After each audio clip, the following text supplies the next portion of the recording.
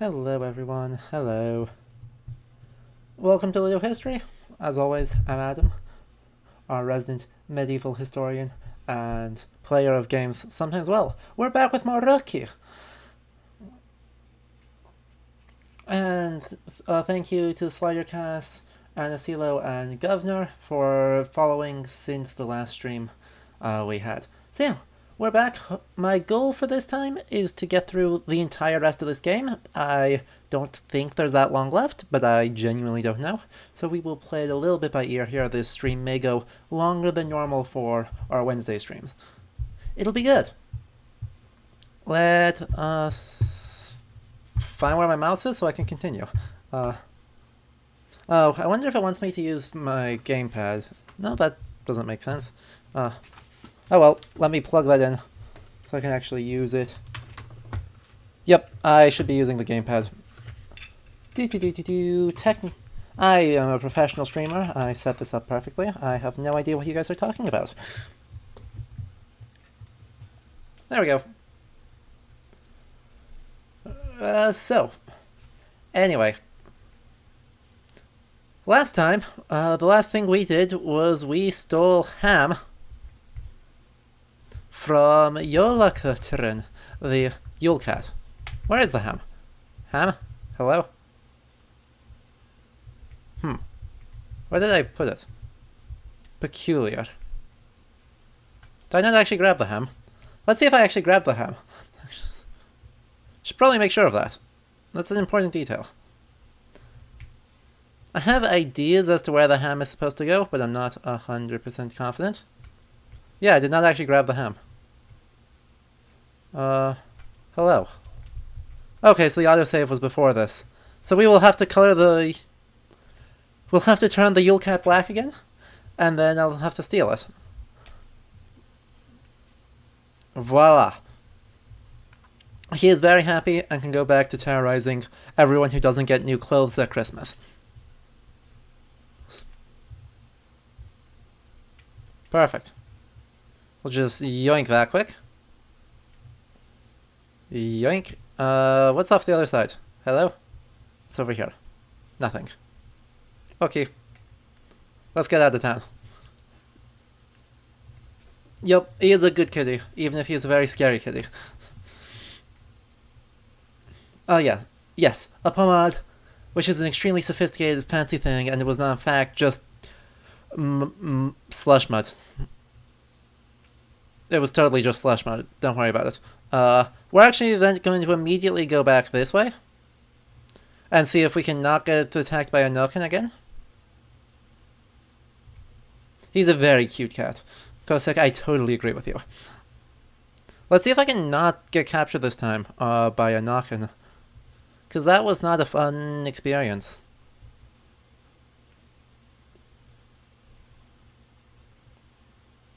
And there's something else I want to do here, so... I see you. None of that. I want to drop that in there. Dang it!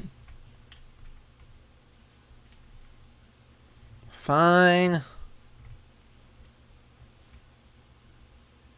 I know. But there's other places you can go. That isn't our only option, Tova. Shush, you're fine. See? You're fine. What's in here? Yes, quite. A not at all spooky place. Haha, but it worked. Huzzah, what is in here? Find a way to move the water? How would I go about moving that? I guess there's this empty jar. It's very conveniently. No?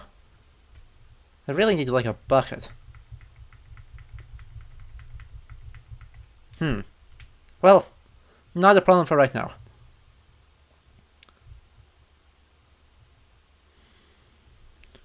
Right now, I think we need to go back to Trollhulda in order to take a look for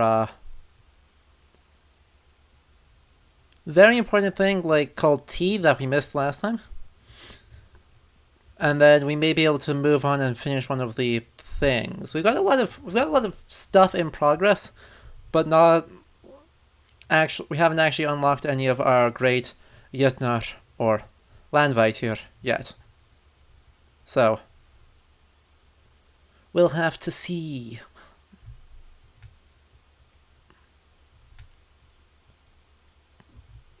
Also, let's see where we are on the map. Nope, that's the parish register.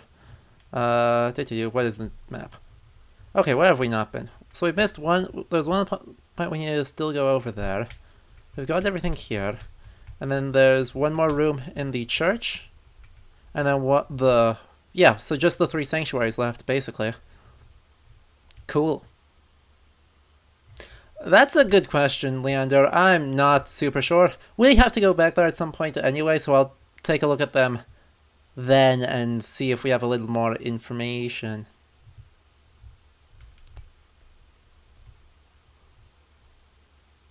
Yeah, they look like something. Not super sure. We'll find out at some point. Did I not actually grab the tea though? Just needs hot water now. Perfect. Okay. Yeah, I just didn't grab the tea last time. Hey, little one. Oh, hey, Trollhilda. You don't live under a bridge. I am hedge troll. I tend the small plants. Growing things is my gift. Troll brother left Mill Bridge long ago. Now new creature lives there with slimy, noisy crocalings. Oh, that doesn't sound very good. Okay, that's good to know. That the crocaling mother is somewhere over by the mill. Good for us. I was wondering where she was, because I have not seen her yet.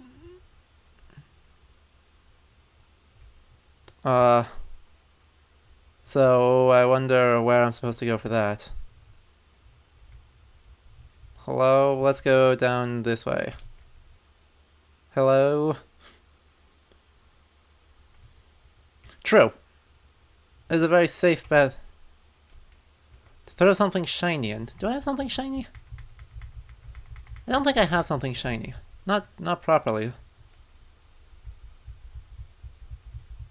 I've got a couple of crocalings I can throw in, but I feel like that isn't welcome.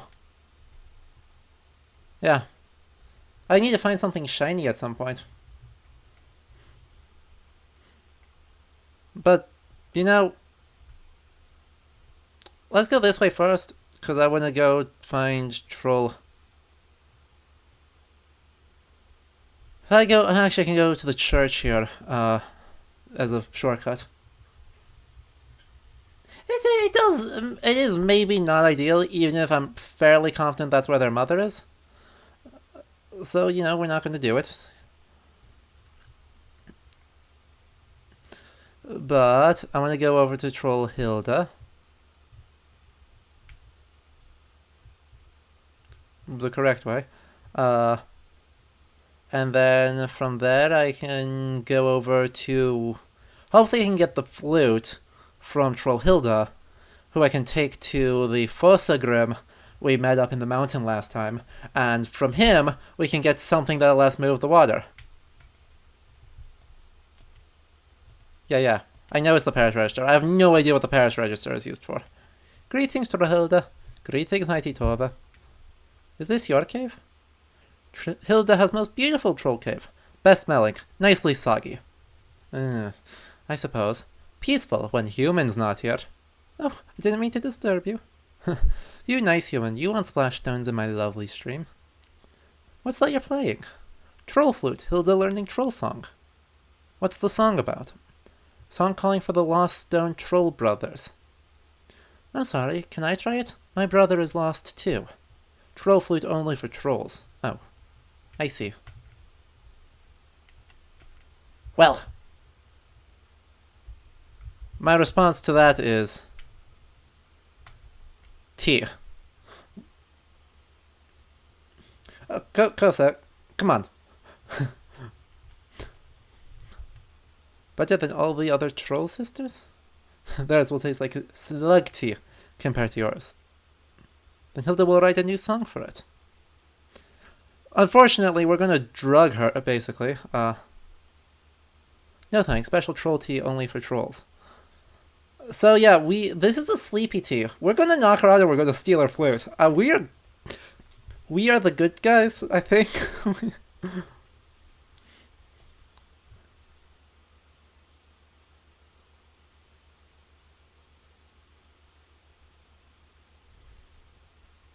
Sorry, Hilda. Have a rest now, and don't eat anyone. Let me just yoink that. I need to borrow your flute. Yeah, we just did that. Which means that we have everything we need. I believe. Let me double check that. Notes. No. No. No. No. No. No. No. Tree of Doors. Troll Hilda. Sunken Cabin. Troll Hilda. Yule Cat. Mill Pond. Broken Mill. Forgotten Church. Crypts. Wolf Ruins. Mountain Plateau. Fosagram's Cabin. Okay. Yes. Perfect. Give me the power of music so I can make even water dance. I just have to charge up 3 thirsty stones, bring an instrument to enchant, and an offering of food. Perfect. So we've got all 3, I believe. All 3 parts, because we've got 1 stone, 2 stone, 3 stones, a ham, and a flute. Should we play an instrument that has been in a troll's nose? The answer is, of course, I guess, if we have to. Maybe.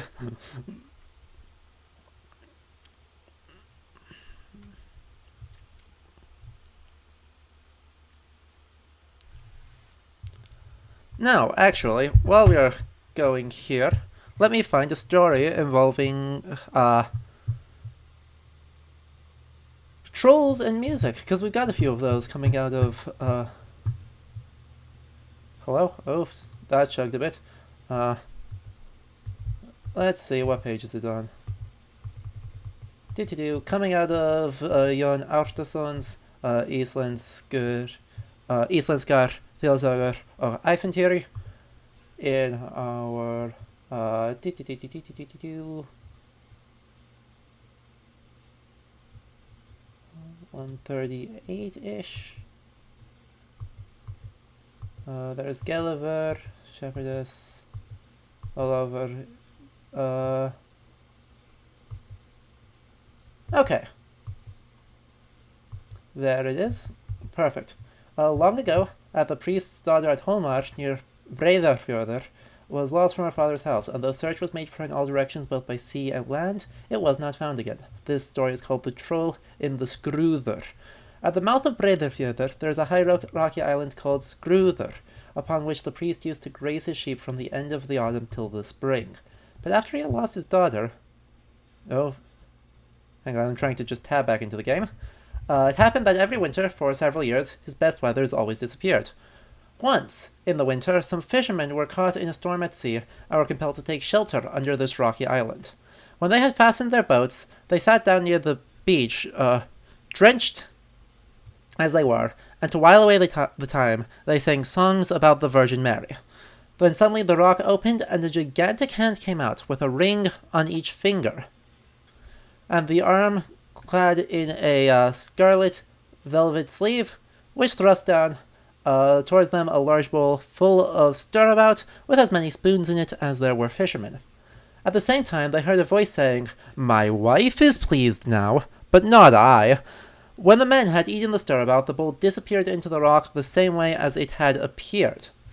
The next day, the storm had abated, and they rode safely to the mainland. At the same season, in the year following, the fishermen were again driven to seek shelter on this island by violent winds. And while they sat near the beach, they amused themselves by singing songs about Andri the hero. And when the same hand appeared from the rock, holding out to them a great dish full of fat, smoked mutton, and they heard these words, "Now I am pleased, but not my wife." And I'll need to change the page here. So, the fishermen ate the meat, and the dish was taken back into the rock. Soon afterwards, the wind fell, and they were were unable to row safely to shore. Some years passed away until Bishop Gluvmundur visited that part of his diocese in order to bind the malignant monsters in rocks and waters and mountains by his prayers. When he came to Holmar, he was asked by the priest to consecrate the island Skrúður, but the same night the bishop had a dream in which a tall and splendidly dressed man came to him and said, "Do not obey the priest's injunctions, nor consecrate Skrúður, for it will be very difficult for me to move away with all my chattels or cattle before you leave. Besides this, I may as well tell you that if you come out to visit the island, it will be your last journey in this life." So the bishop refused, on the morrow, to consecrate the island at all, and the troll was left in peace.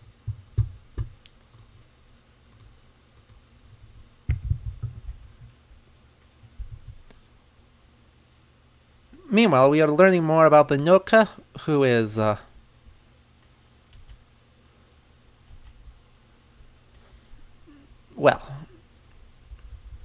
the Nokken has forgotten what it is that has made her sad, and has been forgotten, and is a problem. Well done, child. You have more with you? I think so. I have a lot more with me. This is going to be tedious.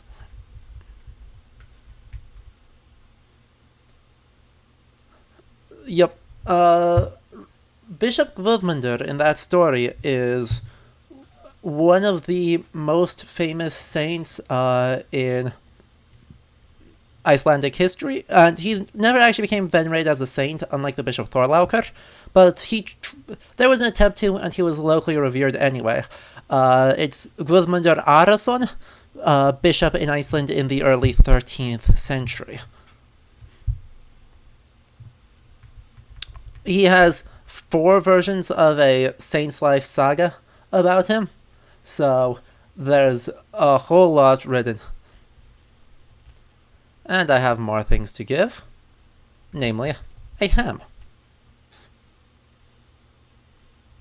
What an impressive ham! Stolen from a powerful being, too. Utterly delightful. This is fine payment. And do I have the last thing? Ta-da! So yeah, he,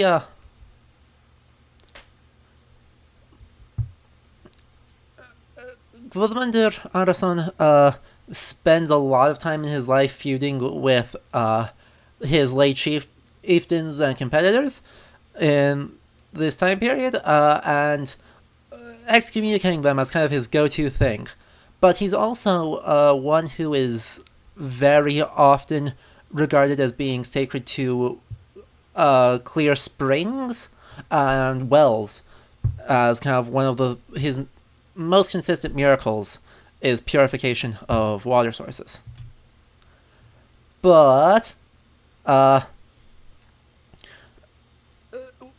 he did such great things as in one time. Ooh. Crude it may be, but there's now no finer flute and no finer player.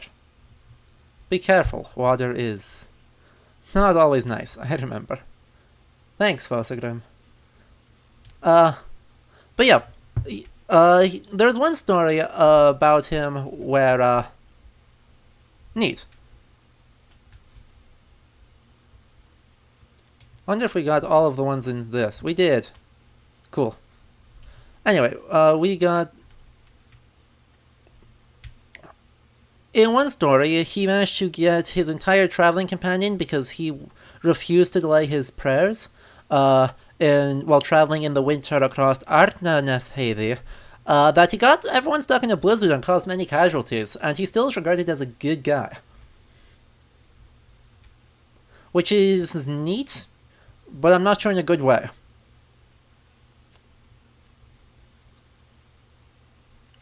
No, just you know, as you do, was extremely confident in his ability to cross the heath. And the storm is coming and they're like, we need to turn back. No, I don't think I will. We need to turn back. No, we don't. And then, yeah. got them stuck in a blizzard, and I think 3 of the boys that were traveling with him died, and another 2 made it. Another couple nearly froze to death before people from the nearest farm found them. Yeah.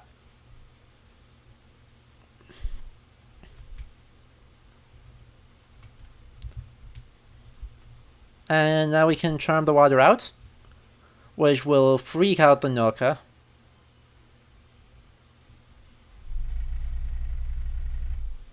And give us a path down, it looks like. The water, it's gone. Nice, and yeah, we can go down here. No, that creature's still down there. Dang it. I know it still is down there, but like, come on. Come on. And Vibba.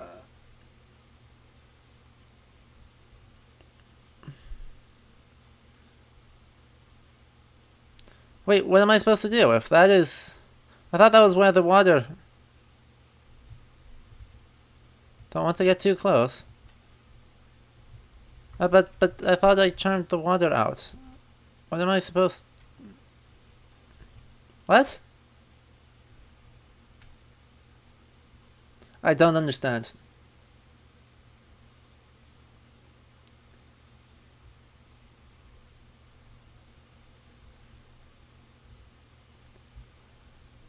Yep.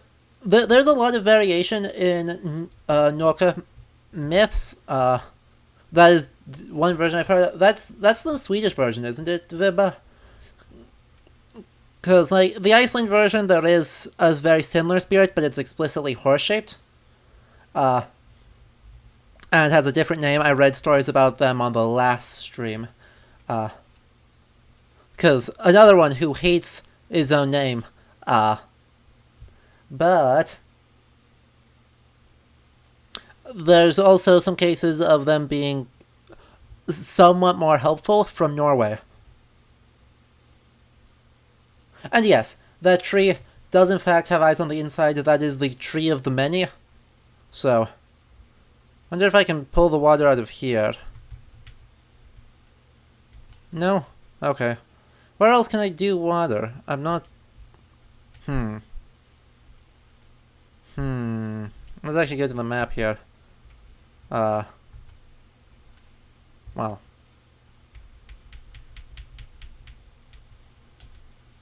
And go to the notes there. So, yeah. Lovely little pond with a smell like summer flowers and warm chocolate. All at one. Yep. I'm not...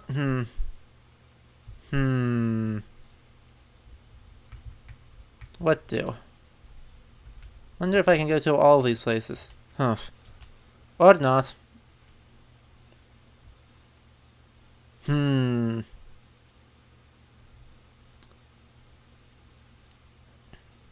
I am not sure of what the solution is for that. I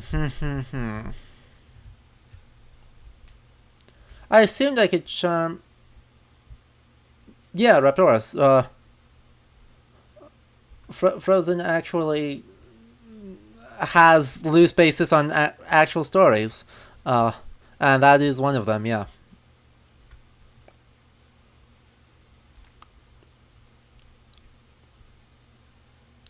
But yeah, there is definitely an association of water and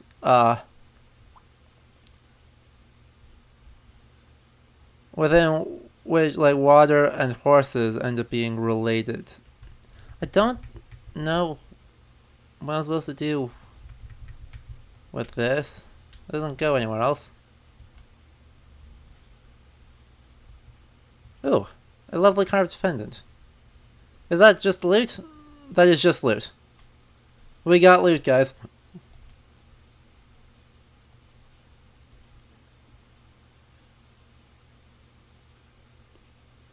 I'm not sure what to do. I had assumed that the removing the water here would be the thing to do.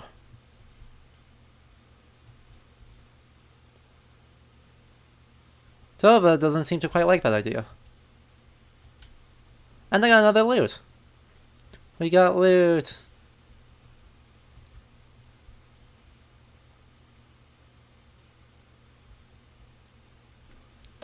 What do... I agree. This thing has proven itself to not be actually that scary, though nearly being drowned is a bit traumatic, so I guess. But...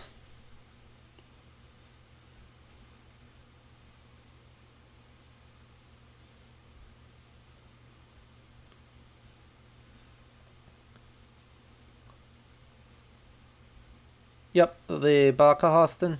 Yeah. Yep, that is very much a, that seems to be the older variant of it, that it is kind of a horse-based thing, and, like, I do not know enough folkloristics to know how it relates to, say, Kelpies and, Kelpies or other more Celtic, spooky monsters. Okay, clearly not out there. So,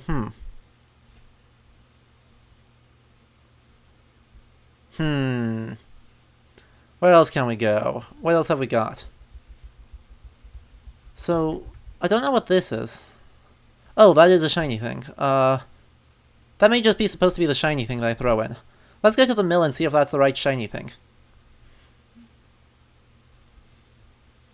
Because if I can do that, I can make progress on the other ones.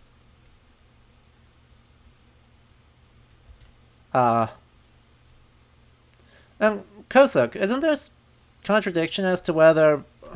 Is it Poseidon in some versions, or is it always... I thought it was from Cronus. Cronus' blood that Pegasus was born. Okay, so that's not supposed to go there. A lobster pot. Does that combine with something? No. No.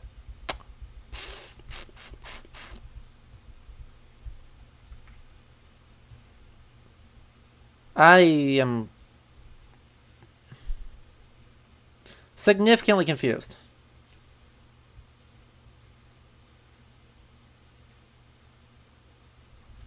We'll take a look at some of these other places and see what else we can do, though. My god, this mill is not in good shape. Cool,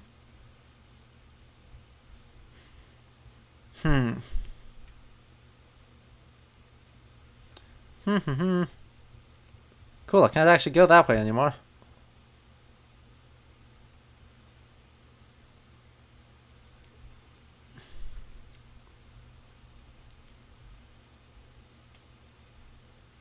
And this place is problematic. But what's the sign here? Oh, perfect, there's a thing to unbury. Let's unbury the thing. Imagine if there's treasure buried here. There actually is treasure buried here. Actual treasure enriched with ancient mystery coins. We just stole Trollhilda's stash, so, you know, that's cool. We continue to be good. Cool. Nice thing is that if that's what's supposed to be from here, then I can head around to this part of the map again. And can actually do the thing, yeah. Also, does this actually go anywhere? No. No, it does not. That's just foreground. Okay.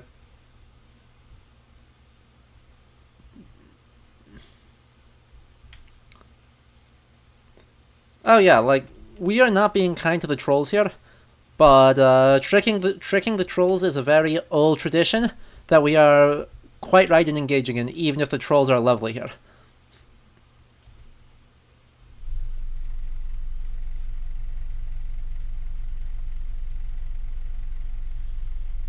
Oh. Tova, a lunch has been delivered, Croca.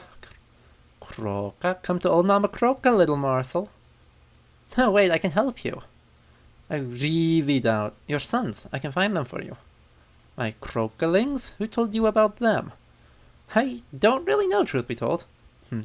I see. I do miss them, Croca. Alright, I'll spare you, at least until you find my boys. There is one more thing. If I return your crocalings, I want some of your beard. My beard? Croca. You think you are worthy of such? Maybe not, but for your children? Ah, you argue well, little one, so be it. We have a deal. Woohoo! Hey, look. Oh, my precious crocaling. Hey, Mama! Don't suppose this one will do. All three, or no deal. Or do you wish to break our promise? Yeah, it seems that way, that it is just ribbit. My crocaling, where have you been? Mama, I'll behave from now on. And I know where the third one is, I just don't know how to get him.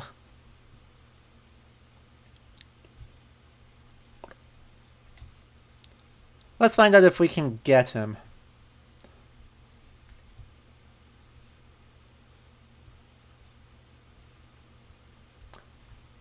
That was a lot bigger than I was expecting too, Kosek.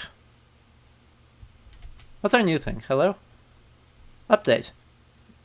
Update.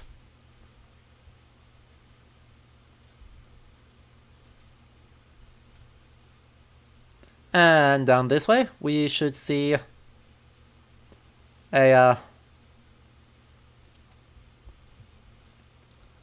another place.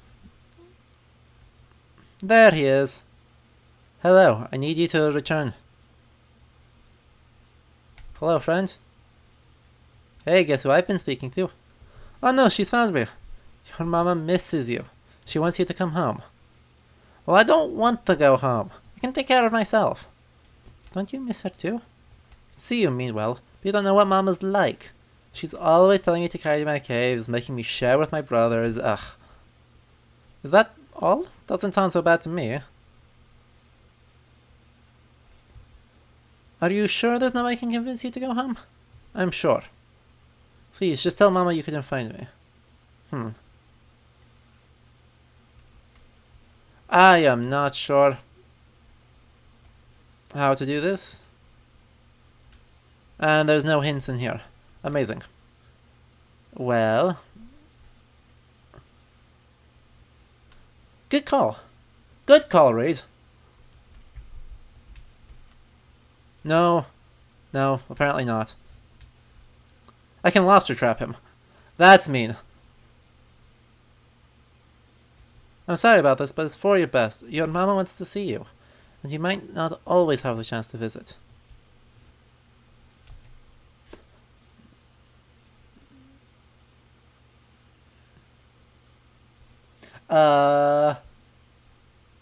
Just so you know, I'm going to leave again as soon as I can. I know. So, yeah, we continue to be good people.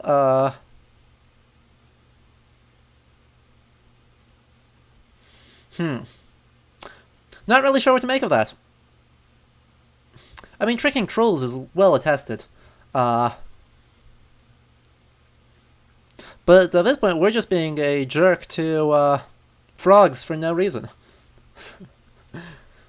Well, for a pretty good reason, but for no reason.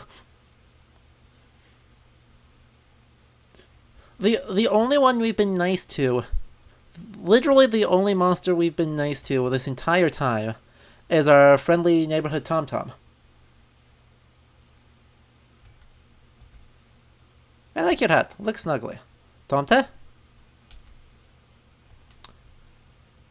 I think Lars only eats it because the Tomte do. Tomte! Our Tomte is the Tomte is the only one we have been nice to this entire time.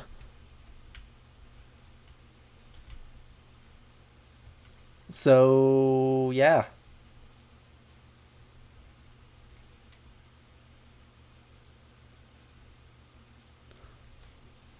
Unfortunately, this does not. Well, this gets us the beard.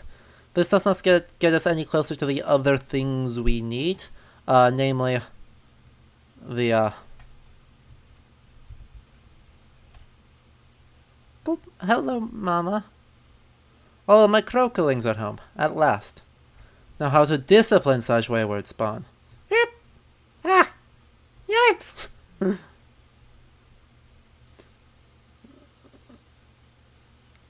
Oh dear. What? Um, did you just...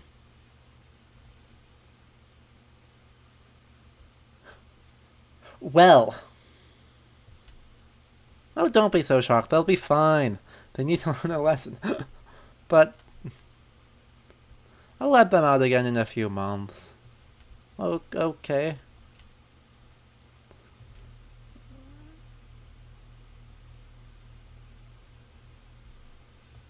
You want it? Be warned, my beard is no normal beard. You'll need more than your puny hands to take it. Yes, well. When in doubt, we have a knife. Okay, hold still. It is done. Now go before my appetite returns. Well then. All that for that. Let's figure out what we need for the rest of this, because I'm not sure where to get some of it. Let's see. It'll be here. To the witch's cave. Up there. Hair of a croaker, 2 Natamata parasites, and a ram's skull. We haven't even run into any nightmares, so I don't know where or how we get a hold of that. So, yeah, what items do we have? We have the perished records, 1 match, a jar, a trowel, cloth, some weird things, and a beard. Not a lot left, actually. So I'm gonna go over here, quick, take a look at what the things in the trees were. See what the heck those were about. And then we'll see what else we can actually get done. It is highly uncertain what these are. To be honest, I don't know. They're clearly tied up there. But why they're tied up there, I don't know. They do look kind of like octopus. Or jellyfish of some kind. Some kind of squid or jellyfish octopus thing. But yeah. I don't know how to deal with the thing, so I guess we can go back to Fosagrim? I did draw out the cave with the... drained the water with the flute. I already did that.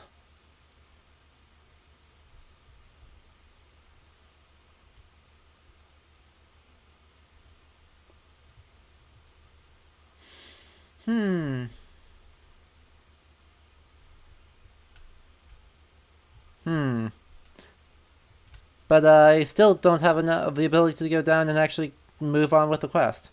That's alright. I'm just not sure how to go about...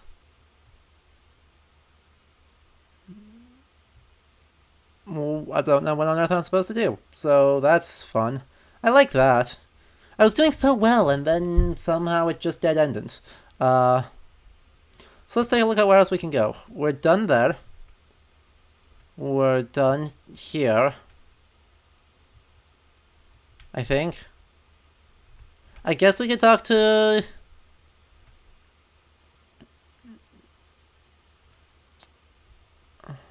Oh, this is here.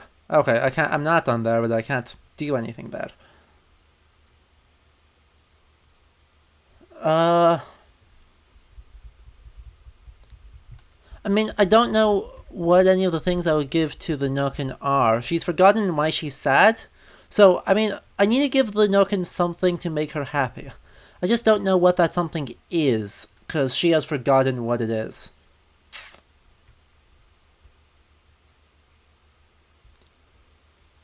So, with that not being an option, there's a troll around here, but I can't actually talk to him. I think I did everything in this room.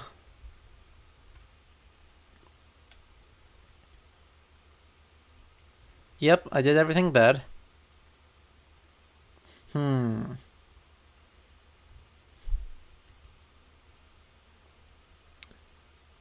And I can go into the stave church and do something.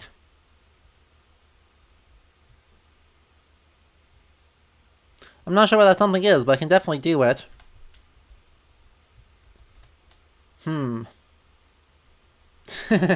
More tea.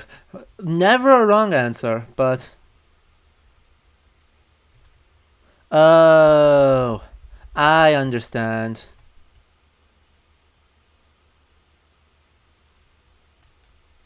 I know what I need to do. So there's a date. On a grave in here with a moon.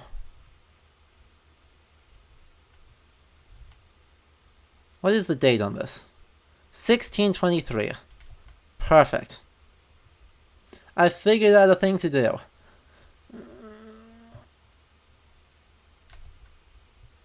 So, 1623. So, just after the Reformation in Scandinavia.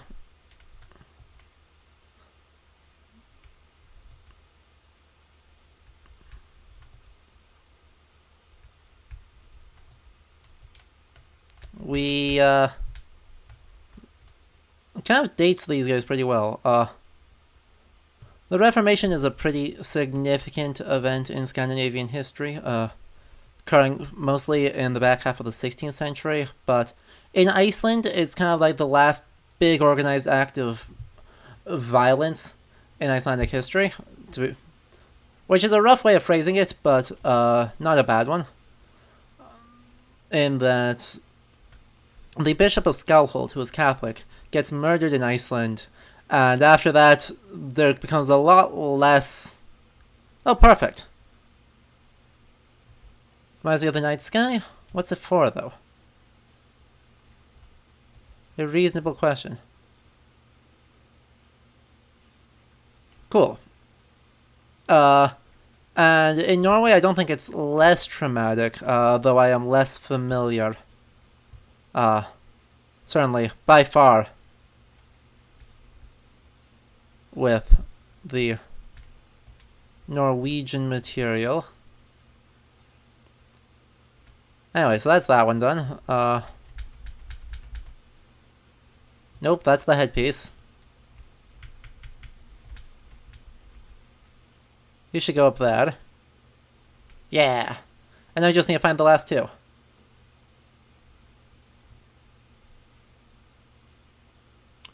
Let's see what's off this way. Oh, there's a shiny there. Hello, shiny. Piece of a star chart. That's going straight into the journal. We got loot. Not so much. Gisli Sigurdsson, is and has... Interesting.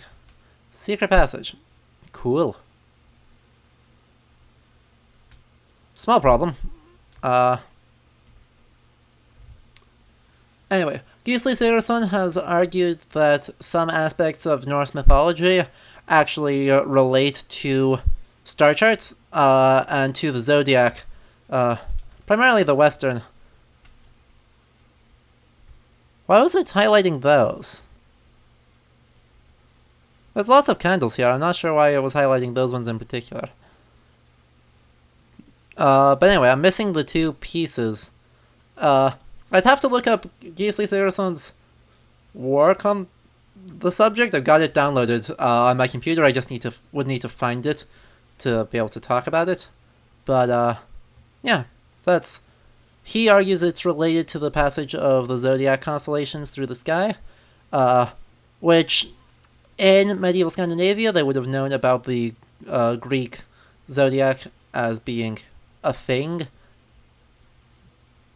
because they had plenty of contact with classical knowledge by the time that they are writing stuff down. Writing is introduced into Scandinavia by Christians. Runestones really don't count in the same way, though they are, of course, not nothing. I wonder what's off this way. Hello. That's what I was wondering what was off this way. There's 3 of 4. So what's the fourth one? Don't tell me it's gonna make me do something annoying. I suspect the fourth one is somewhere completely unrelated. I don't remember his argument well enough to say Raptorus. I'll remind me on the Discord, and I will, be sure to link it there. Cool, that one actually was in the right spot. Perfect. Now I just need to figure out where the heck that last one is. I didn't see if those were candles that I could actually light, but I'll turn around and I'll go back down and I'll try again. Because yeah, it highlighted, but I don't know that those were actually something I could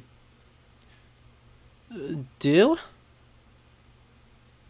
See, because they don't highlight anymore.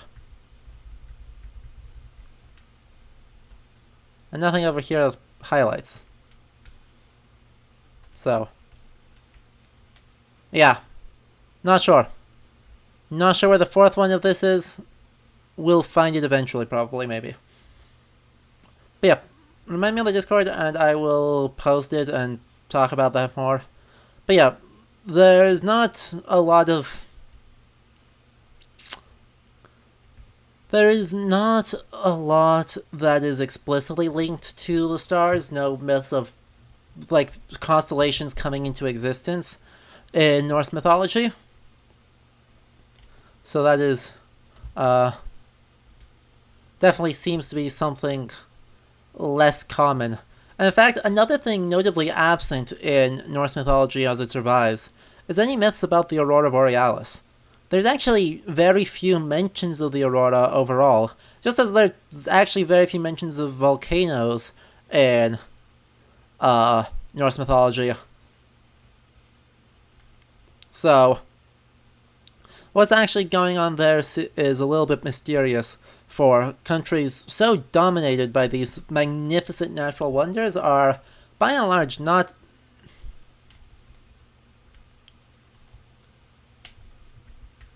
actually talking about them.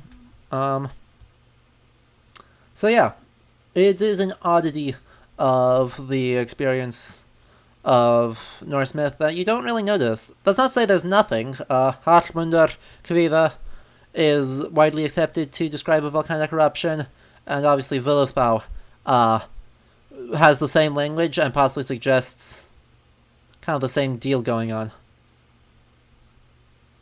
But you'd expect a lot more than you get, both in saga narratives and in mythological ones.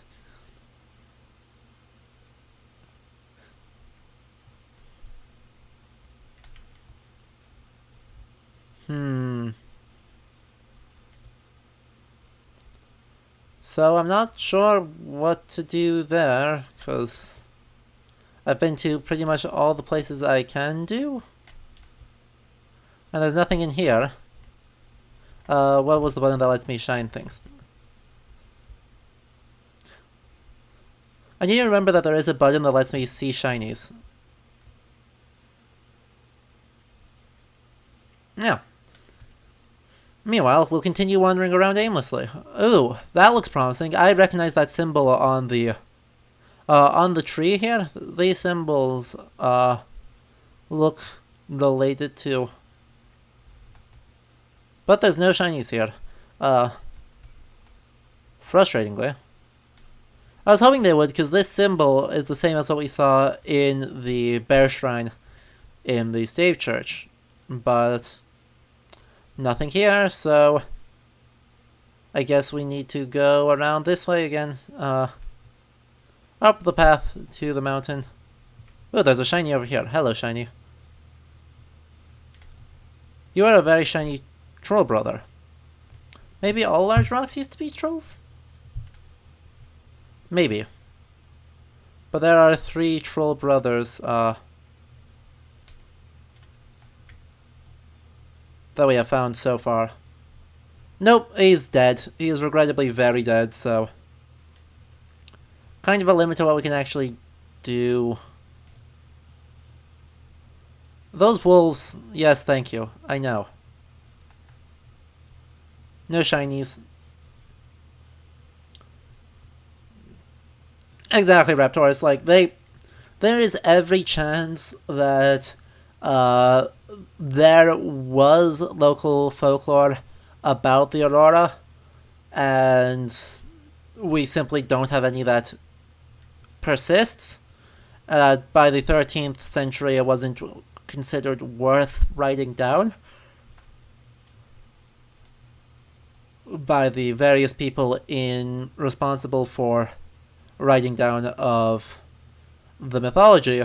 So, yeah, we just don't end up with a whole lot that is deemed meaningful. It's also potentially, like, at least partly a relic of how, if the folklore comes from southern Scandinavia, Danish, southern Norwegian, Swedish folklore, rather than Icelandic, you definitely could get into some trouble, within which the, so there's the ram skull. I just saw it there. So I just need to find a way to light up, So this is very dark. I'm being watched, but by what? You'd make a torch. Yes. Do I have the ability to make a torch? I have a match, and I have a cloth.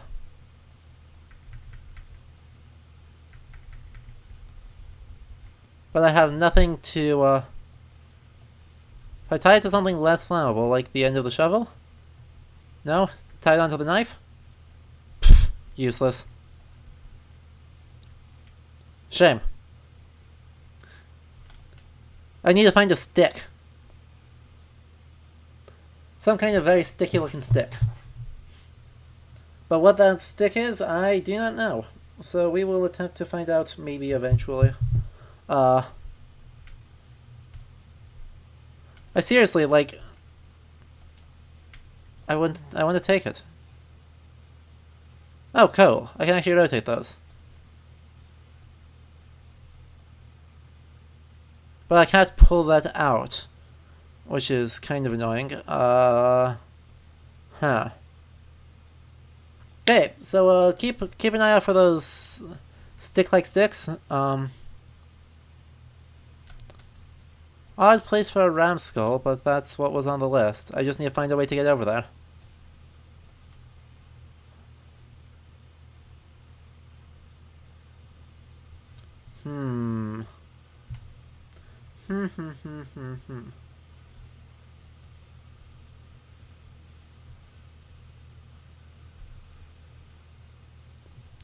Let's take a look. Flossogrim, do you know anything? Your flute now holds great power. Use it wisely and you may just find what you seek. Yeah, what I seek is to screw you over. Okay. Fine. No meals. I know, it's amazing. We can be in the wandering around the forest the entire time, and there's just no stick to pick up. I guess we should talk to the Tree of the Many. I wonder if that's supposed to be our resident hint. Because I've not talked to him in a long time. So let's go over here. And let's talk to the mother. Hello? Can I talk to you? No. You do not let me talk to you. Let's go through here then.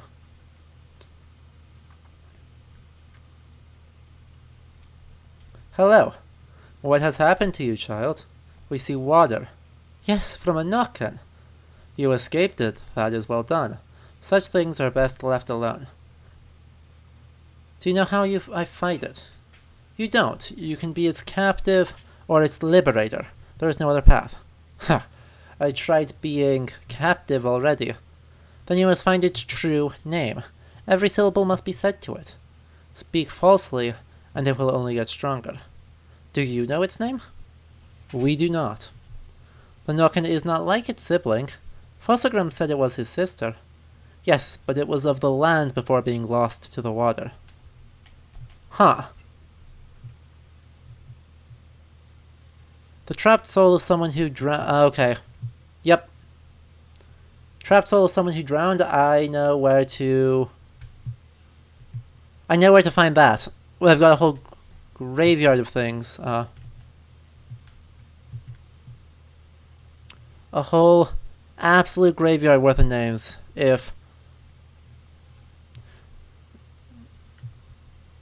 Specifically, I think there's a suspicious one over here.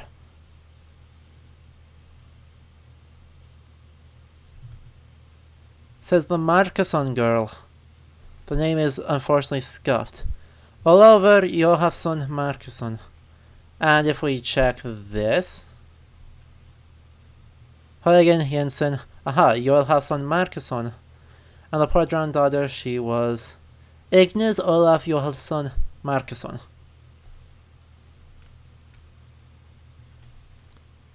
And I've got the circled name. Got it! Hello, Viking Mischief. We just figured out how to beat the Nokken. Following good Scandinavian folklore, the Nokken does not like to hear its own name and will escape from the place it is and disappear if you manage to locate its name. Hey, Triomeni. I have to find something called a Natamata parasite. Do you know what that is? Though we have never seen one, we have heard of the Natamata parasite. An age ago, the whole forest nearly succumbed to a Natamata blight. The parasites were drawn to places and beings of power. Where they took hold, darkness and chaos reigned. It was terrible. We narrowly avoided their touch. Okay, that's helpful. If there's... That makes me think it's related to the area here. But first off, we have progress. It only took 20 minutes of wandering around for us to figure out what the heck we were doing. But... So you're a tortured soul, huh? You never had a chance to grow up. Well, my brother still has a chance. Can't let you stop me, so I'm sorry. Ignis Olaf Johansson Marcusson.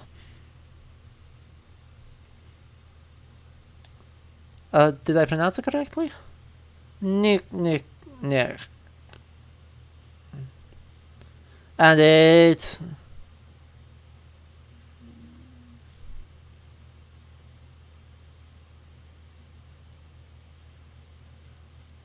Better luck next life, Ignis. The whole lake froze over. So, yes, that is convenient.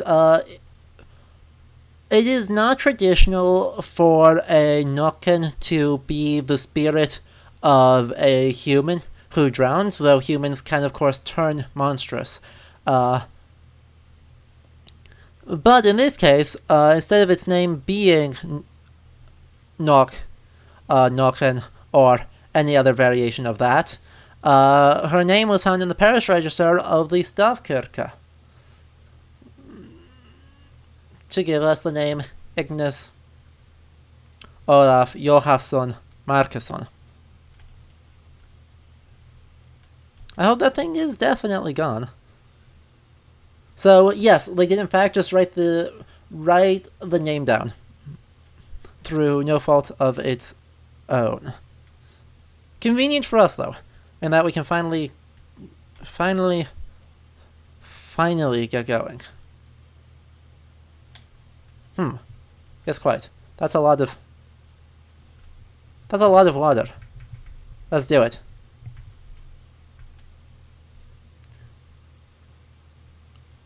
Yep, it's like my fingers are itching to play.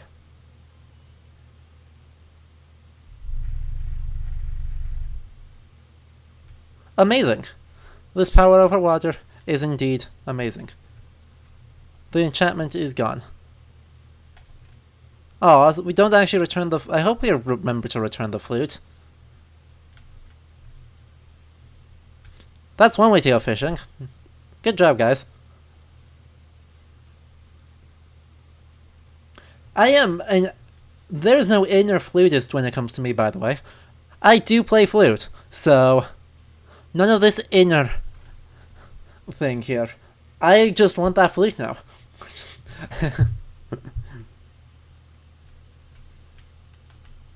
Finally, the wool stuff.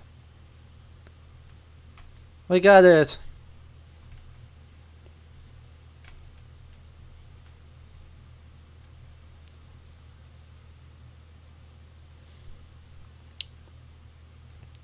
Viking Mischief, no, it is not normal to have two patronymics. And though I don't know about Norway's customs, in Iceland it would be rare for a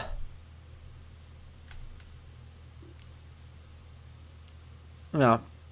Oh, actually, we may be able to take something here that's useful. There's got to be a reason. Oh, okay. Fair enough. Hopefully there is something over here that we can use. No shinies there. But yes, I hope we can find some of this useful what? No, that whale's not a friend. That whale is apparently not a friend. It is a good whale though. That's got to be a sperm whale, based off the shape of its head, which would be right. That is a species that is found in this part of the world. Yeah. Yeah.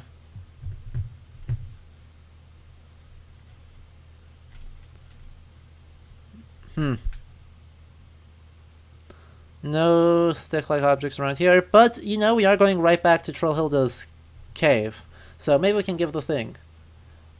True, whales are in fact friends, and are not food. Please, I want to just give back. Oh. I'm sorry, Hilda.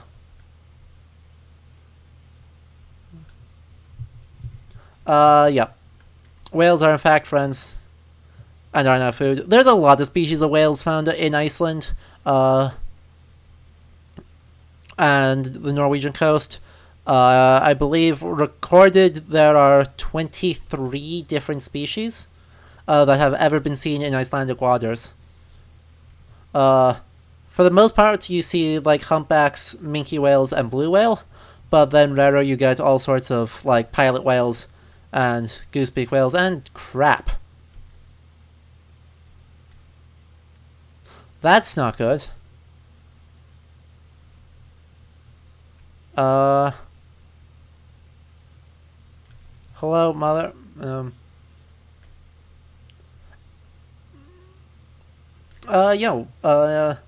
That is one of the kennings in Old English and Old Norse for the whale, or for the sea, is the Whale's Road.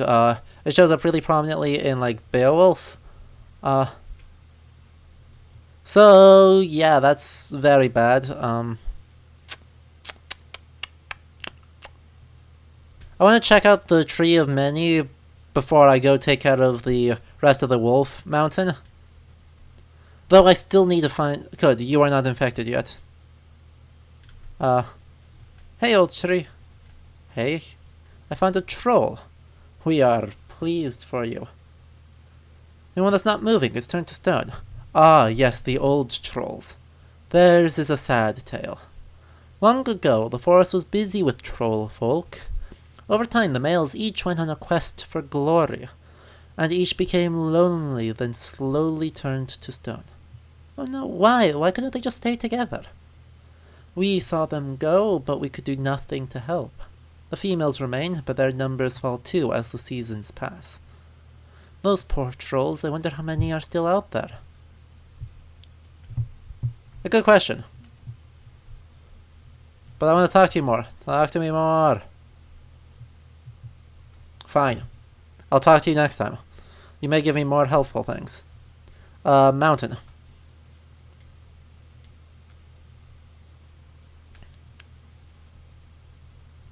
I wonder if, before we do this, we can actually, you know... I was hoping we could do some shenanigans.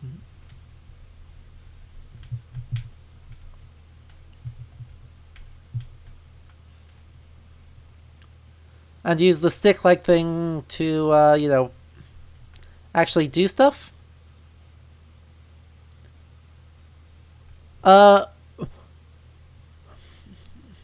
the answer to your question, Viking Mischief, as to why Loki is Loki Loifaerson instead of Loki Farboitason, is we don't know why. We know that Loki is the son of his mother instead of the son of his father. So, yeah, it's difficult to say. I think I'm near the top. What an amazing place. Feels like no one's been here for a long time. Huh? I hear something breathing. There's something up here. It's big. It is big. Hi, Hati. Made it. Hey, there's a nightmare. Yes. Great. What is that horrible gun call over it? Jötunulver's Peak. I found a wolf. She's huge. She must be the guardian. Looks like she's sleeping for so long something has grown all over her. I need to find a way to wake her up for Lars, and hope she doesn't decide she's hungry. Hello. Excuse me. Hello. That fungus looks horrible.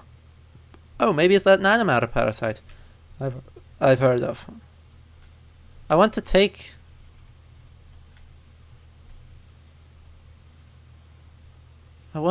the parasite. Can I cut the parasite off? Nay. Fine, I'll just blow the horn and assume that it won't soft lock me. A horn. This should do it.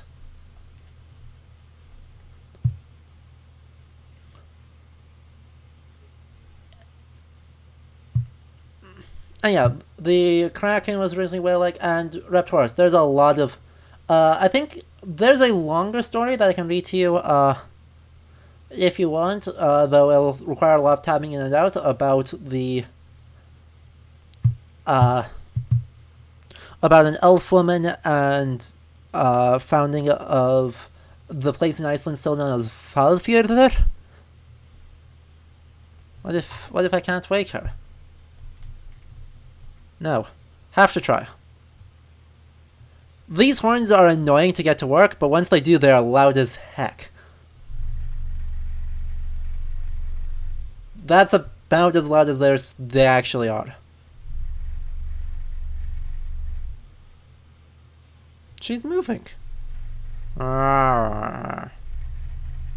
Traitor. Come closer that I may tell you wing from wing. Huh? Where is she? Child, I see you there. Where is the traitorous raven? There's no raven here. Just me. I will hunt her down. I can't seem to move. What is happening to me? We woke the wolf. Please, I'm Tova. I think you're sick. Why does a human girl cub presume to tell me how I am? You must feel it on your snout and all over you. I think it's a nanomatter parasite. A small creature chaos ensnare a Jotun? My snout. The pain. If you let me try, I can try to remove it. I'm just a tiny human cub. I can't hurt you. True. If you try, I could consume you in one bite. Well, I'll take my chances. I am brave. I am also not very smart. It is a good combination for folk heroes. Grab. I think I can pull the nanomatter out. If it hurts, please don't eat me. Nightmares being, of course, something that in later analysis and in not Scandinavia has been linked to sleep paralysis. I think maybe in Scandinavia too, though I don't have any recent stories about nightmares on hand.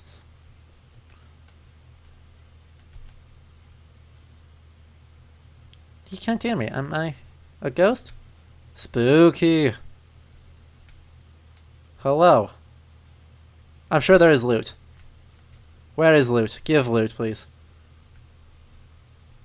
Give loot. I want loot.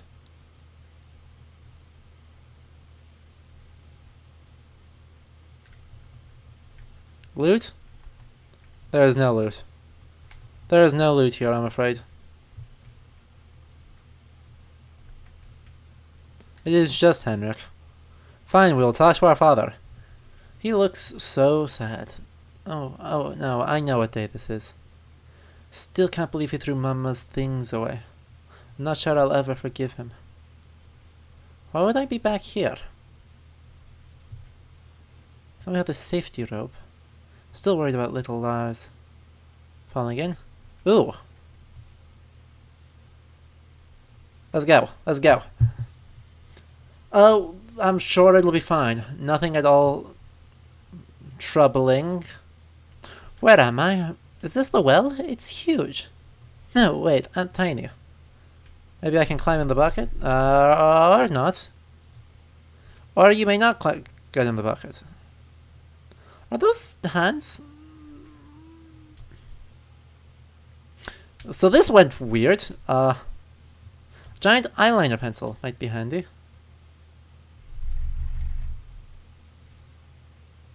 What are these things? Got to find a way out of this well. Okay. Jesus. Looks like a hairbrush floating around.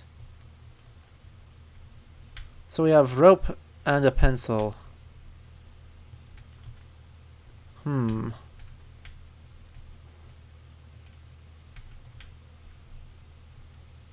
Yep, okay, we're going for a ore. Nay, I didn't want to do that.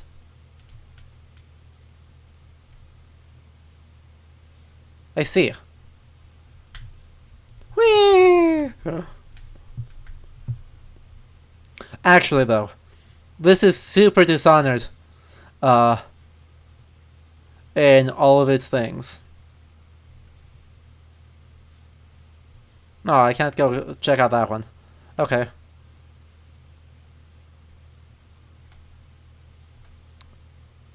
But there is a puppy. Hello, puppy. Puppy. This is... Mama baked me a princess torta. And we got Stoker. Oh, sorry, a kitty. Good kitty. It's like I'm right back there. Oh, we are right back there. Hello, cat. Mama spent all morning getting things ready for the party. Then Papa burst in with my present and a big grin on his face. I spent so long trying not to think about the happy times. But they were happy. A ring? Hello. These ring biscuits were my favorite treat. My birthday. I used to really look forward to it. Well, either this is a leap year or it's not February. And a straw. And our old camera.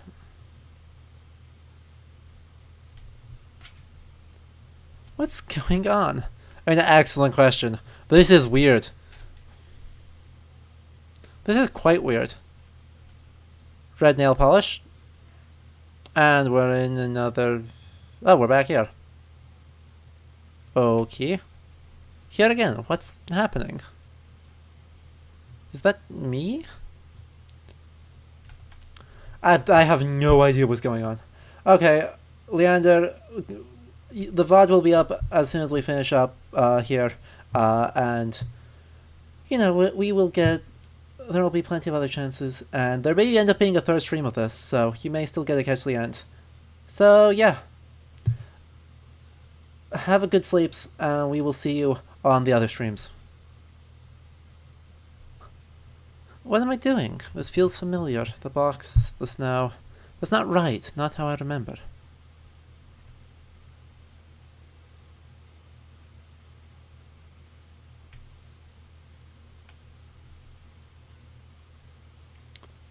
Okay.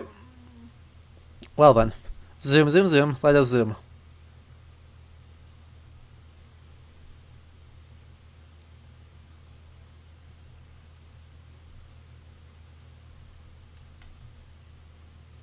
So, there's a thing here.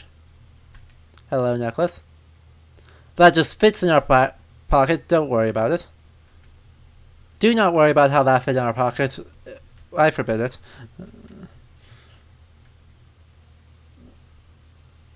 I keep coming back here. What am I doing over there? A good question. I really was fascinated by that box. What was I packing away? Those are Mama's things. But I don't remember this. So there's some kind of memory suppression going on here. Well, apparently everyone took that badly. Dang it. What can I use here?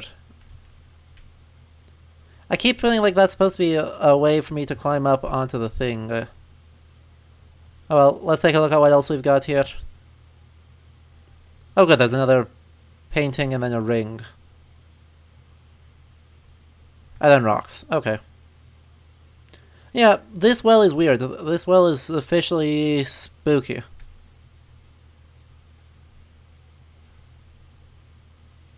I don't know what's going on, but yeah.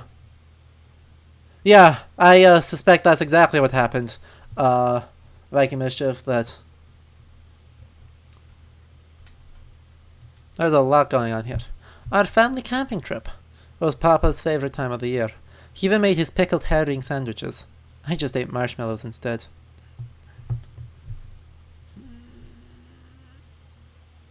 Oof. Ah, your big bear hugs. They seem like they were a good family before she got ill. Hello, a comb. He used to groom his beard every day. And more straws. And fishing tackle. Papa's fishing box and unlocked for once.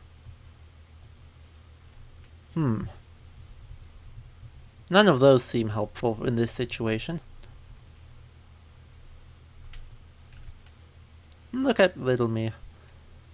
Safe and happy and impatient to explore the forest. And this must be when she was...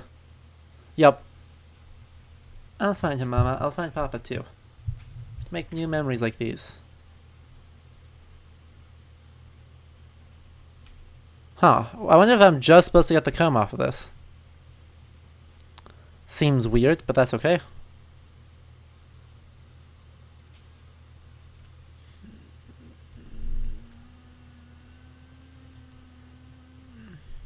Huh? This one's tapping the ground. Some dancing? No. I wonder what thing I... Yep, I'm gonna give it a ring biscuit. No.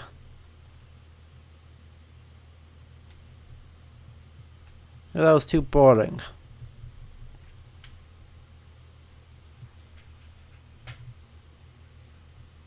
No good. Well, that's rude. Let's use the pearls then. Nope, not that. Okay. Something noisy. I don't have something noisy. None of this is noisy.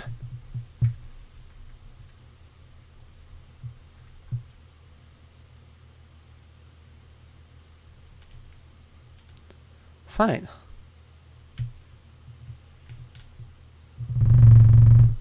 Angry. Okay. Fine, we'll have to go somewhere else.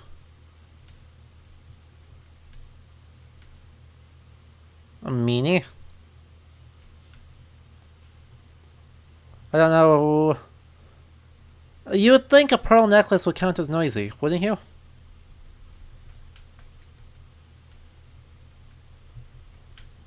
Not that, not that. The comb as a ladder? Yeah. That works. If we can climb up here. That gives us ability to grab whatever... Nope. The ability to go over there.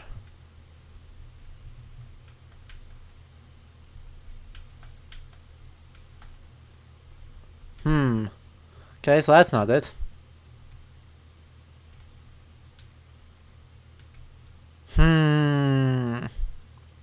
How peculiar.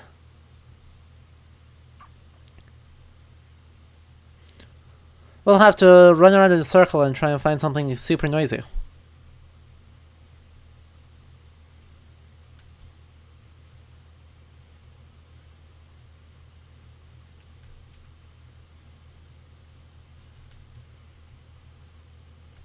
Ugh. Creepy hands. All red and matching. Does it make you look any less creepy? So if we satisfy that? No. What was... what? What went... ugh. What went thing? I continue to be confused. Potentially, yeah. It's weird that it's not having us use everything.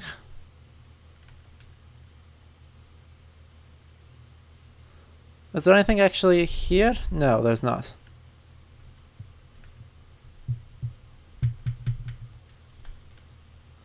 Oh, cool. Maybe those will interest you. Huh. Wouldn't it make it need something to be a bridge? Nope. Okay, I actually need the straws. Unfortunately.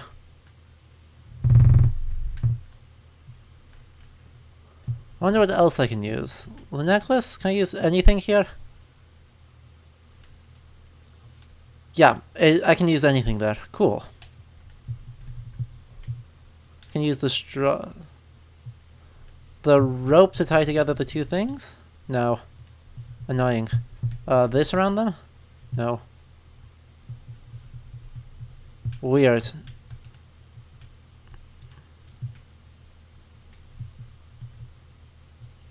I'm not sure how I stick them together.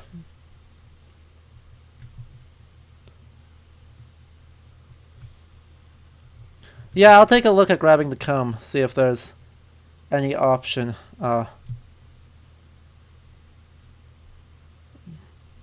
Neither can I, Kozak. I do not know what the heck is going on here. Let's see if I can actually grab this again. No, I can just go up it. That's in its place. So let's see if I missed something.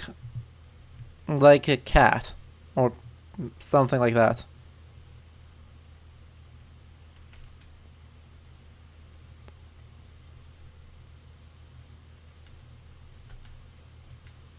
This one's wearing rings. Yeah, I don't have any rings, and... all red and matching, but I still would assume that that's that, but, you know. Whatever.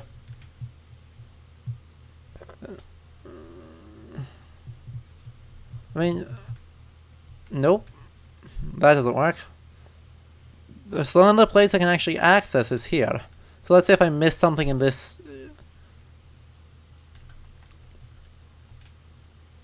cool. So I can go back in and make sure I didn't miss anything. I go click. Yeah, there's a few... there's another straw there. That's what I needed.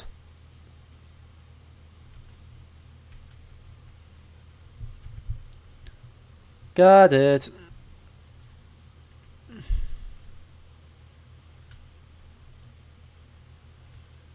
I'm sure 3 straws is long enough. Or sturdy enough. Let's see if I can... nope. Ice string biscuit.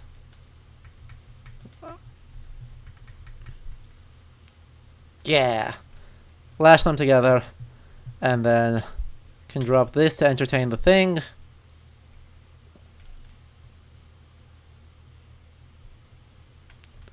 They seem curious about that. And then that strings across. Okay, I think this will hold. So what is this third significant moment? I think this was my first fishing trip with Papa. I couldn't believe I caught something and he didn't. Henrik. We've not done anything together in so long. Find you and Lars, so we can all go next summer. Who needs swimming? No, that wasn't what I wanted. Crap. Let's actually try and, like, look around here and do anything instead of just immediately leaving the scene.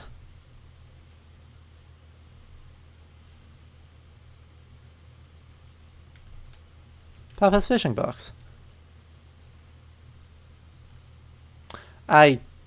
Okay.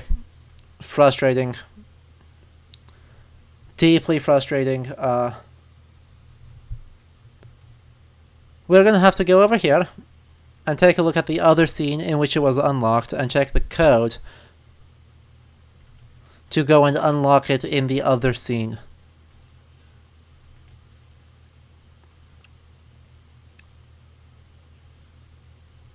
So be it.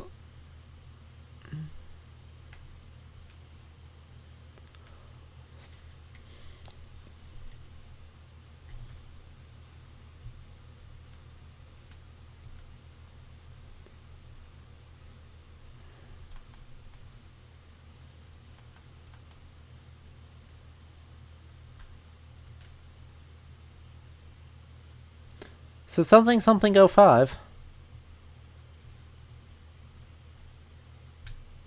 You let me move the thing.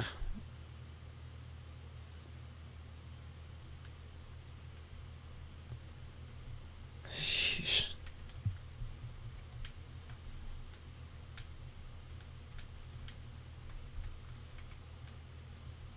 Fine. That only gives us, a lot of options. We are going to be dumb.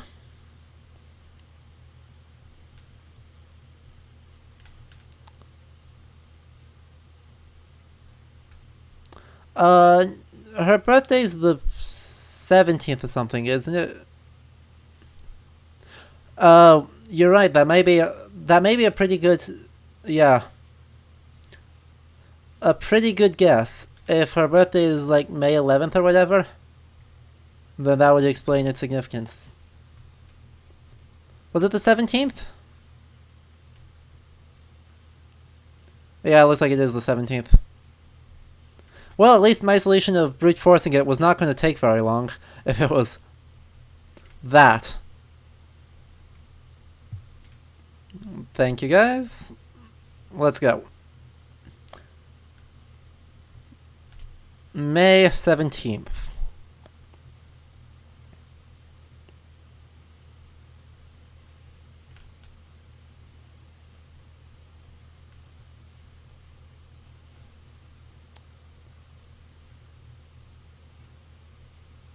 Here we go, and this should give us a noisy thing, which lets us do something, I guess.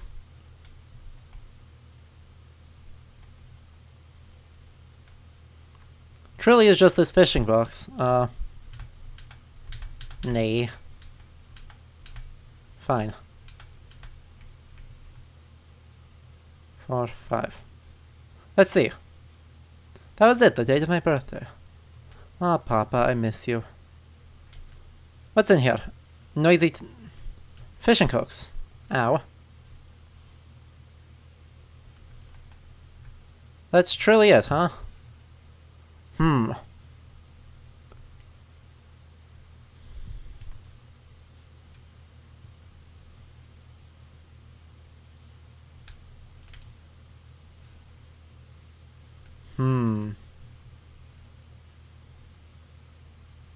Yeah, I know. Oh, probably you're right. Yes, I will. I will take a look at the cat.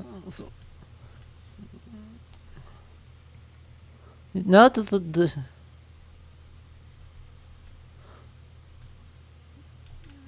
I will take a look at this, see if there's anything else in here that is shiny. Because if we've done it all, we should be basically down to...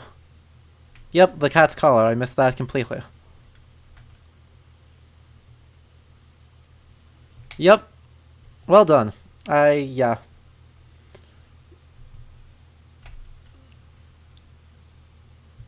I am not always observant, guys. But yeah. Meanwhile, I can't say I really know what's going on here. Obviously, this is a lot more character stuff and a lot less folklore stuff. But yeah, we can do this and go ding ding ding.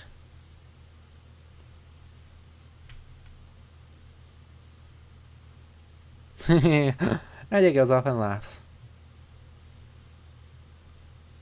Laugh, laugh, laugh. Which gives us a new ring. Which hopefully means we are on the very verge of getting out of here.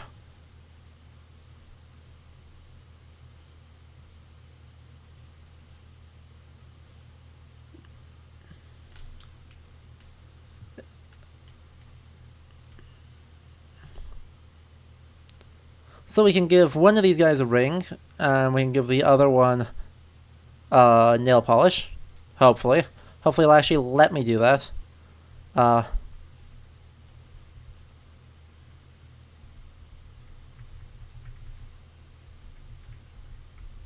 we give you... Nope. If we give you the ring... How do you like a new ring? You do like that ring. I swear this nail polish is supposed to be the right thing. No? Okay, all red and matching.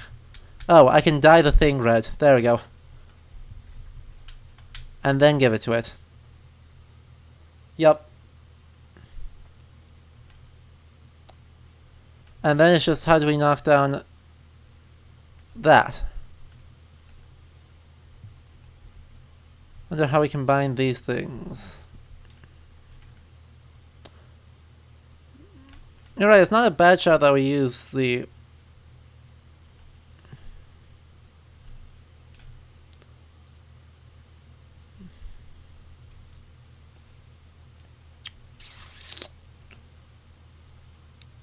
that we can climb up here and hopefully use the fish hook as a way to hook the necklace or to throw something at it. Nope. Cool.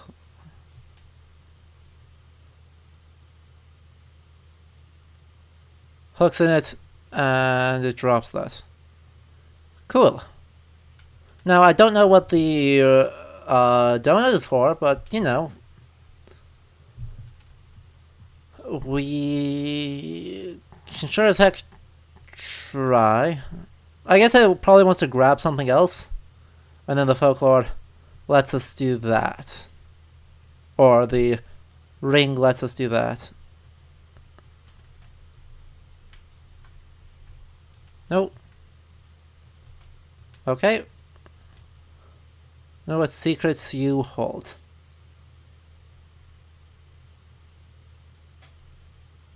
Yep. And here's where, you know, we realize that, yeah, we were the ones who threw in Mom's stuff.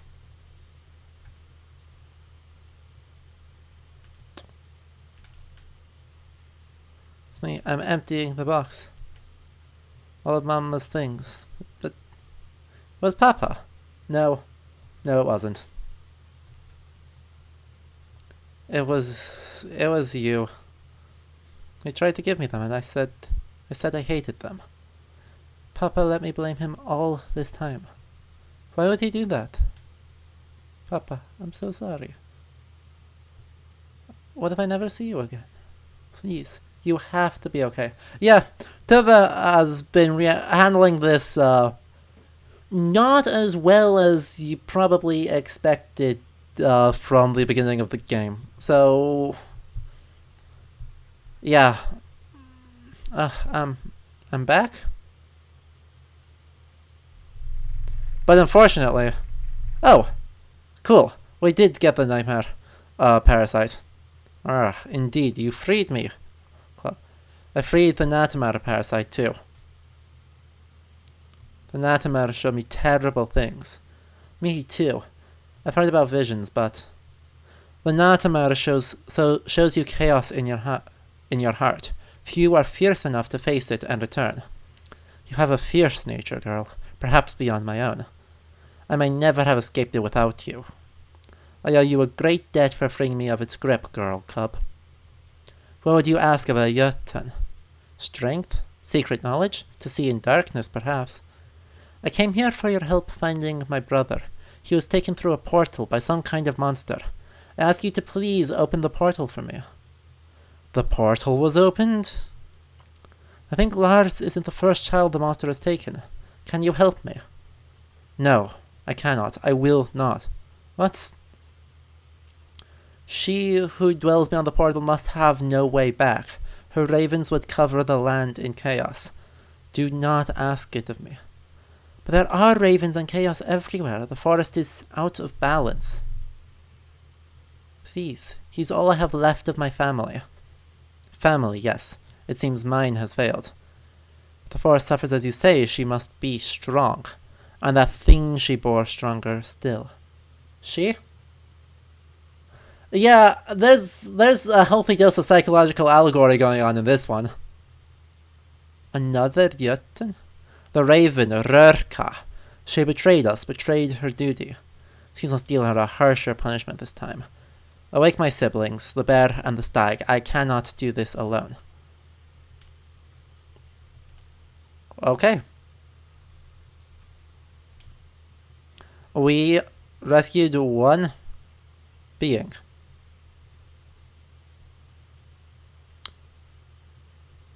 Unfortunately, what worries me is, I'm supposed to get 3 nightmare parasites.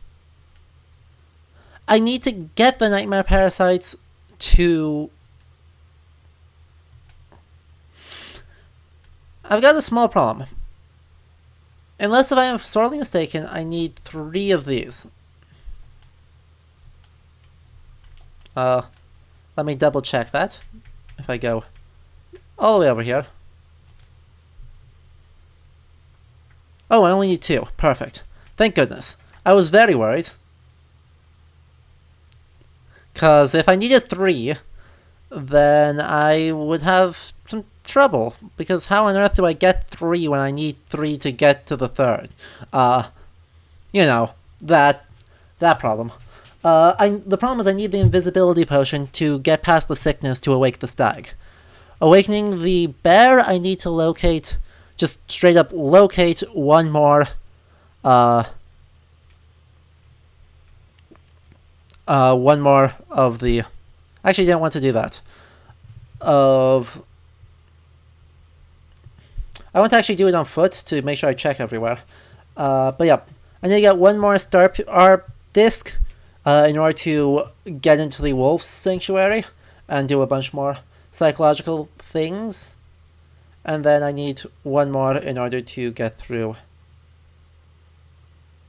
I then need to get one final... need to find the stick to get the ram skull through the torch. So, I think those are the last 2 things I need to grab. The ram skull, and then, yeah, the stick to get to the ram skull, and then the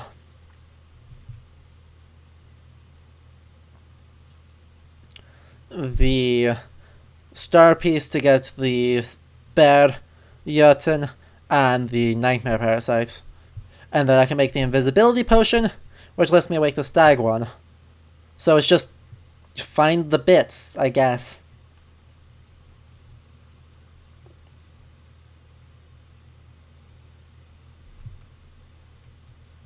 Which is somewhat frustrating, but that's okay. We are, however, basically out of time and not at the end of the game yet. So once we actually find those 2 things, before we enter a bunch more cutscenes, we'll actually call it a day. So it's just take whatever time we need to locate them. I'll probably read out one more story. Let's actually, since it was asked earlier, why don't I locate the one about Valfjörður, and I'll read that out while we are running around looking for things, and it'll be good.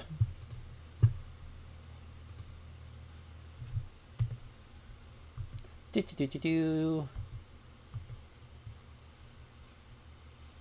Not those. Page 65. Okay, this is quite a long one, actually. So there will be a few pauses here to let things, to switch pages, but we can still go. The man whale. In ancient times, in the south part of the country, it was the custom to go in a boat at a certain season of the year from the mainland to the cliffs, Gerfuglasker, to procure seabirds and the eggs which they were in the habit of laying there. The passage to these rocks was always looked upon as an unsafe one, as they stood some way out to sea, and a constant and heavy surf beat upon them. That is an island in Falfjordur, which is that I have actually seen and been around to. It happened once that some men went there in a boat at the proper season for the purpose, as the weather seemed to promise a long calm. When they arrived at the rocks, some of them landed, the rest being left to take care of the boat. Suddenly, a heavy wind came on, and the latter were forced to leave the island in haste, as the sea became dangerous and the surf beat furiously upon the cliffs. All those who had landed were unable to reach the boat in time at the signal from their companions, except one, a young and active man, who, having gone in his zeal higher and farther than the others, was longer in getting down to the beach again. By the time he did get down, the waves were so high that though those in the boat wrought their best to save him, they could not get near enough to him, and so were compelled for their own lives' sake to row to shore. They determined, however, that when the storm should abate its fury, to return to the rocks and rescue him, knowing that unless they did so, and the wind was soon spent, the youth could not but perish from the cold. There's something there. Little hair tie. Hello. Loot. I found it shiny. To return to the rocks and rescue him, knowing that unless they did so, and the wind were soon spent, the youth could not but perish from cold and hunger. Often they tried to row to Gerfulasker, but the whole season through, they were unable to approach them, as the wind and surf always drove them back. At last, deeming the young man dead, they gave up the attempt, and ceased to risk their lives in seas so wrathful. So time passed away, until the next season for seeking seabirds came round, and the weather being now calm, the peasants embarked in their boat for Gerfulsasker. When they landed upon the cliffs, great was their astonishment at seeing come towards them a man, for they thought that no one could live in so wild and waste a spot. When the man drew near them, and they recognized him as the youth who had been left there the year before, and whom they had so long ago given up as lost, their wonder knew no bounds. Oh, sorry. And they guessed that he had the elves to thank for his safety. They asked him all sorts of questions. What had he lived upon? Where had he slept at night? What had he done for fire in the winter? And so forth. But he would give them none but vague replies, which he left them just as wise as they were before. He said, however, he had never once left the cliff, and he had been very comfortable there, wanting for nothing. They then rowed him to land, and where all his friends and kin received him with unbounded amazement and joy, but questioned him as they would, they could get but mighty little out of him, concerning his life on the cliffs the whole year through. With time, the strangeness of this event and the wonder it had awakened passed away from men's minds, and it was little, if at all, more spoken of. One Sunday in the summer, certain things that took place in the church of Falsnes filled people with astonishment. There were large numbers there, and among them the young man who had passed a year on the cliffs of Gerfulasker. When the service was over and folk began to leave the church, what should they find standing on the porch but a beautiful cradle with a baby in it? The coverlet was richly embroidered and wrought of stuff that nobody had ever seen before. But the strangest part of the business was that though everyone looked at the cradle and child, nobody claimed either one or the other, or seemed to know anything whatever about them. Last of all came the priest out of the church, who, after he admired and wondered at the cradle and child as much as the others, asked whether there was no one present to whom they belonged. No one answered. Then he asked whether there was no one present who had enough interest in the child to desire him to baptize it. No one either answered or came forward. At this moment, the priest happened to cast his eyes on the young peasant concerning whose sojourn on the Gulfilasker rocks he had always felt particularly suspicious, and calling him aside asked him whether he had any ideas who his father was, and whether he would like the child baptized. But the youth, turning angrily from him, declared they knew nothing whatever about the child or its father. "What care I," he said, "whether you baptize the child or no? Christen it or drown it, just which you think fit. Neither it nor its father nor its mother are aught to me." As these words left his lips, there suddenly appeared in the porch a woman, handsomely apparelled, of great beauty and noble stature, whom no one had ever seen before. She snatched the coverlet from the cradle, and flinging it in through the door of the church, said, "Be witness all, that I wish not the church to lose its dues for this child's baptism." Then, turning towards the young peasant and stretching out her hands towards him, she cried, "But thou, O faithless coward, disowner of thy child, shalt become a whale, the fiercest and most dreaded in the whole wide sea." With these words, she seized the cradle and disappeared. The priest, however, took the coverlet which she had flung into the church and made of it an altar cloth, the handsomest that had ever been seen. As for the young peasant, he went mad on the spot, and rushing down to the Hulmer cliffs, which rise sheer from the deep water, made as if he would throw himself from them. But while he hesitated for a moment on the brink, lo, a fearful change came over him. He began to swell to a vast size, till at last he became so large that the rock could no longer bear him.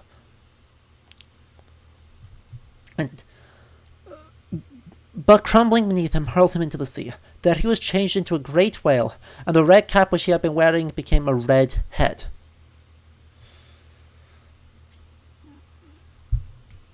After this, his mother confessed that her son had spent the year with the elves upon Gerfulasker. On being left on the rocks by his companions, so he had declared to her, he had at first wandered about in despair, filled only with the thought of throwing himself into the water to die a speedy death rather than suffer all the pangs of hunger and cold. But a lovely girl had come to him, and telling him she was an elf, had asked him to spend the winter with her. She had borne him a child before the end of the year, and only allowed him to go to shore when his companions came again to the cliffs, on condition that he would have this child baptized when he should find it on the church porch, threatening him, if he failed in the fulfillment of this, with the severest punishment and most hapless fate.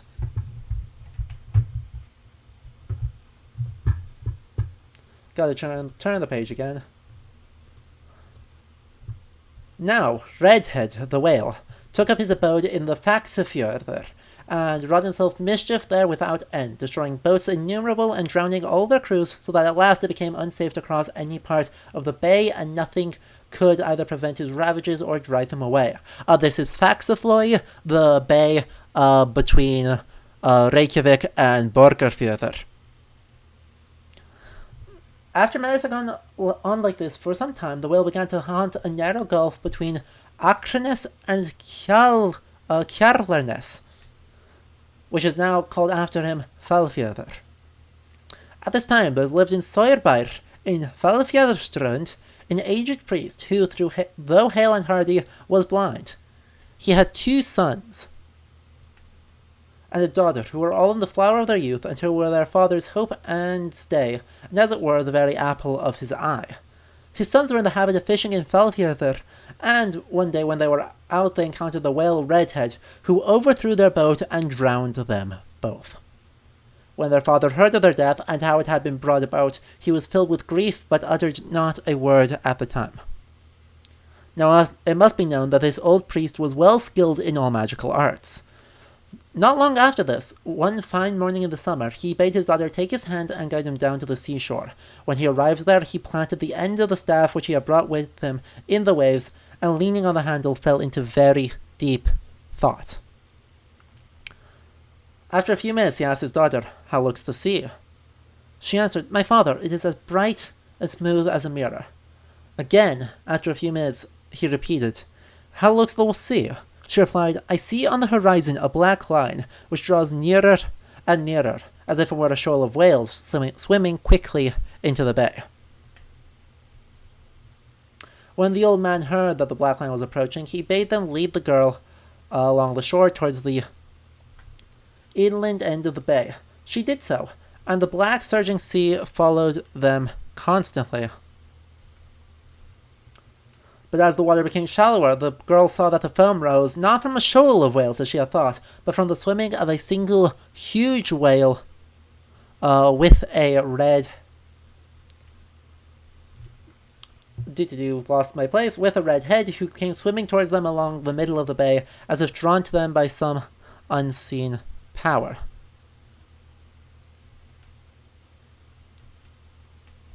Two not matter parasites. Let's put these in just for the sake of getting them out of my inventory. As they went slowly up the stream, the old man... a river ran into the extreme end of the gulf, and the old priest begged his daughter to lead him still on along its base. As they went slowly up the stream, the old man, feeling every footstep before him, the whale followed him, though with a heavy struggle, as the river contained but little water for so vast a monster to swim in. Yet forward they went, and the whale still after them, till the river became so narrow between its high walls of rock that the ground beneath their feet quaked. Okay, there's nothing in here. As the whale followed. After a while, they came to a waterfall, up which the monster leaped with a spring that made the land tremble far and wide, and the very rocks totter. But they came at last to a lake, from which the river rose, whose course they had followed from the sea. The lake Falvat. Here the heart of the monster broke from the very toil and anguish, and he disappeared from their eyes. When the old priest returned home... these are nothing, I believe. Yeah, these are just the annoying things. When the old priest returned home, after having charmed the whale thus to his death, all the people from far and near thanked him for having rid their coasts of so dread a plague. And in case anyone should doubt the truth of the story of Redhead, the man-whale, we may as well say that on the shores of Lake Falfaten, mighty whale bones were found lying long after the date of this tale.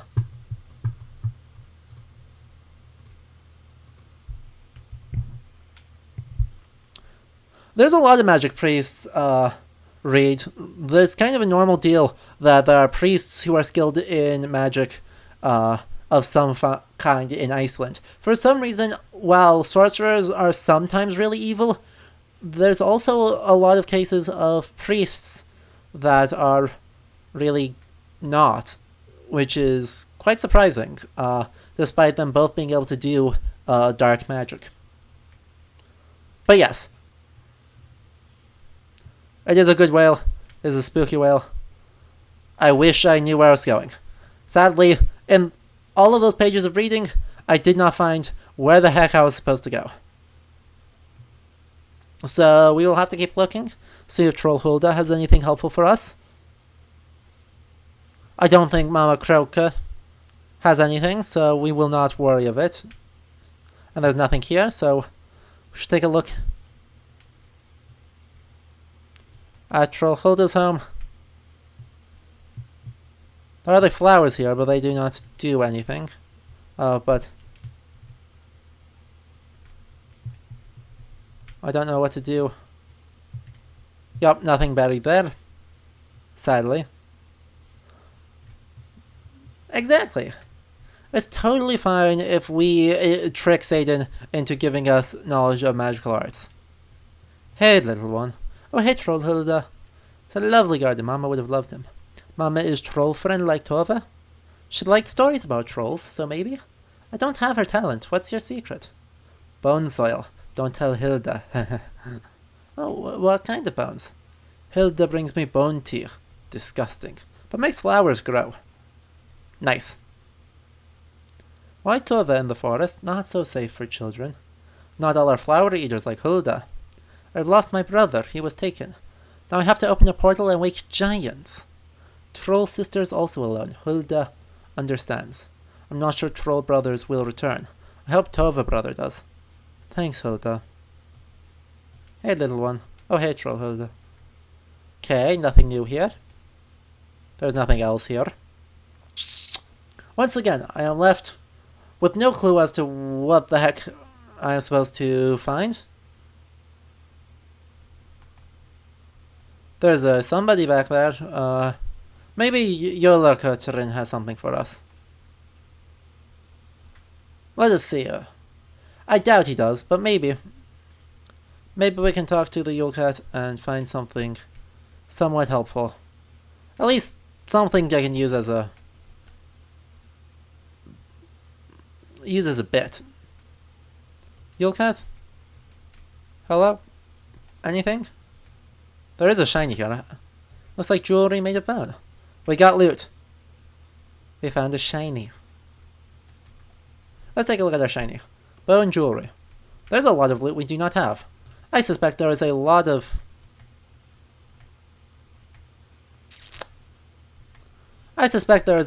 land left.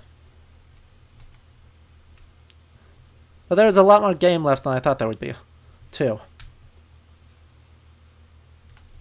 I wish. If there was something sticky about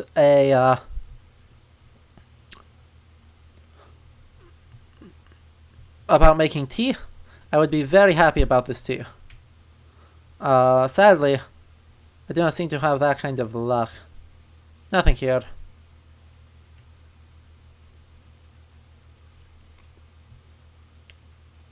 Nothing. Anything?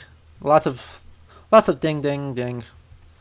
Oh, you're infected now too. That's no good. Well then. I see nothing here. And there was nothing in the other entrance to the cave, so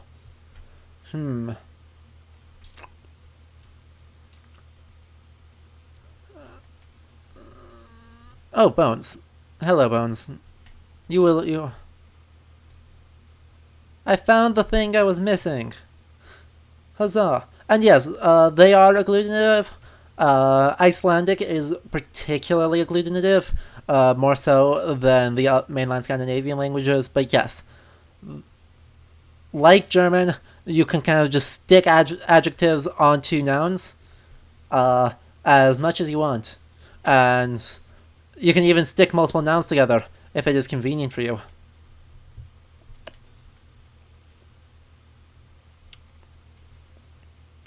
So a lot of like the place names we saw. So like we had like Falvat as a place in the story. It literally is whale and lake smushed together into a single word.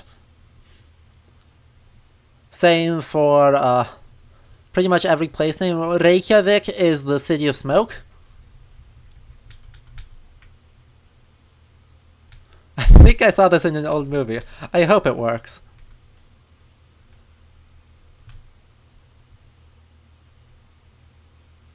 It's too dark, too risky. Yes. Yes, I just lit the torch. We should do that before it burns out. Hello. Torch. Let's find out what I'm up against. Terrifying beast, or some mystic creature, or just that. The thing I was missing. Perfect. We did it. This barren disc is too pretty to be stuck in a dank cave. But we have a ram's skull.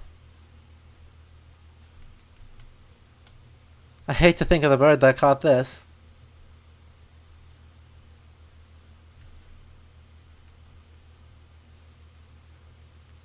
Voila. We have all the pieces we need to do stuff. That being said... You know what? We're gonna keep going.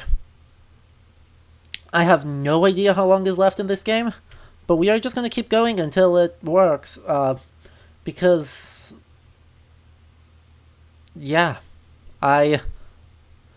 it feels like there is not very long left, having just finished this entire other map. So while we have a lot of shinies left to find, we don't have a lot of anything else. And I have no idea how long Udengard is. And I don't want to make this a super short stream. So I think, yeah. I don't know. Actually, what do you guys think? Do you want to break this up into 2 streams, or do you want to do this in one huge one? Because there probably is enough material for at least the second one, and if not, we can at least talk about the game for a while at the end. So, what do you guys think? You guys get to choose. We're at least gonna put the thing in the door. Keep going, keep going. Cool. Let's keep going. Down the stairs we go. That's pretty unanimous. Hopefully there's not too much heavy stuff here, but got the last piece, and Ursa Major lights up. And as we go down,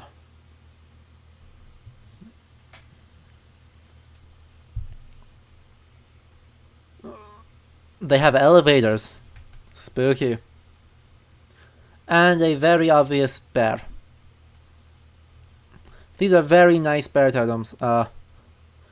This does kind of feel a touch weird with the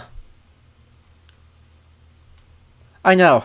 There could easily be like 3 or 4 more hours of gameplay here. I have no idea.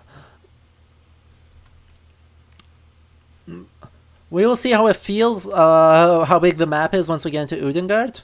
If it is big, we will definitely not do that. But if it's small, we'll keep trying.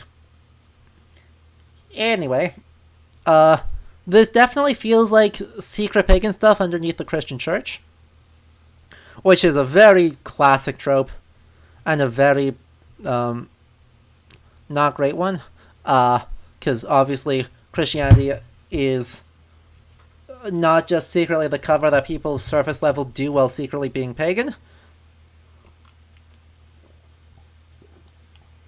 but in this kind of other world it functions well enough.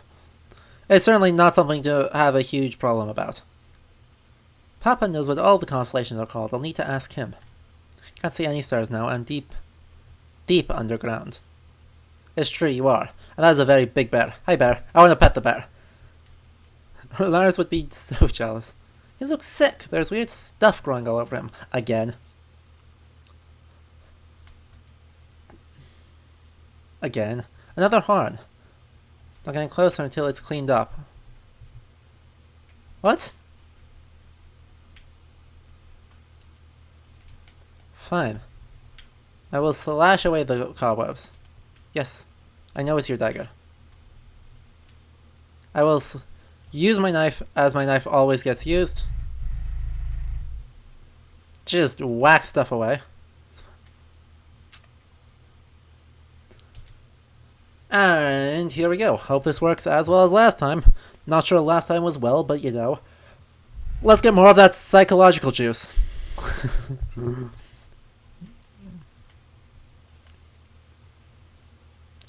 Bears are, of course, a much more prominent part of Icelandic or Scandinavian generally folklore. One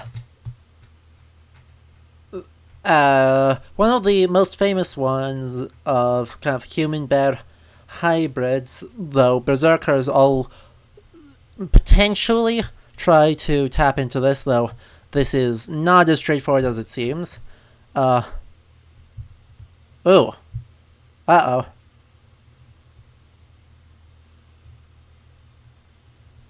It is not. You should have not come here. You should have run. You haven't watched every step, and you will go no further. Watched? By who? The trees? The trees don't have nearly as many eyes as we do. Show yourself. I'm not afraid. Oh, no. Oh, no. Widow Drow is my name, and I know yours, Tova. I don't usually eat human children. Troll food. Disgusting. But the ravens threatened to eat my children. Apparently arachnophobia warning. I should have seen that one coming, but I did not see that one coming. They insist you be an exception. No.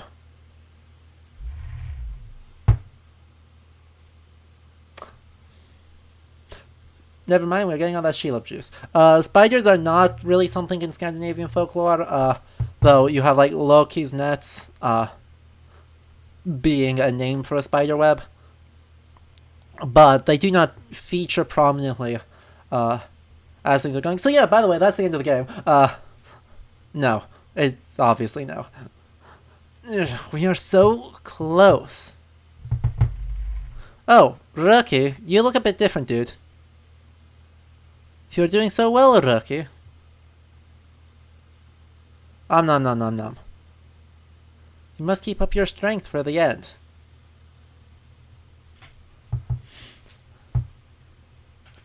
I was unprepared for how this transformation would tire us so. Oh. No. Eat! Please, you must do this for me. There are no happy endings. And the raven comes in and tells us bad news. Oh dear. More news.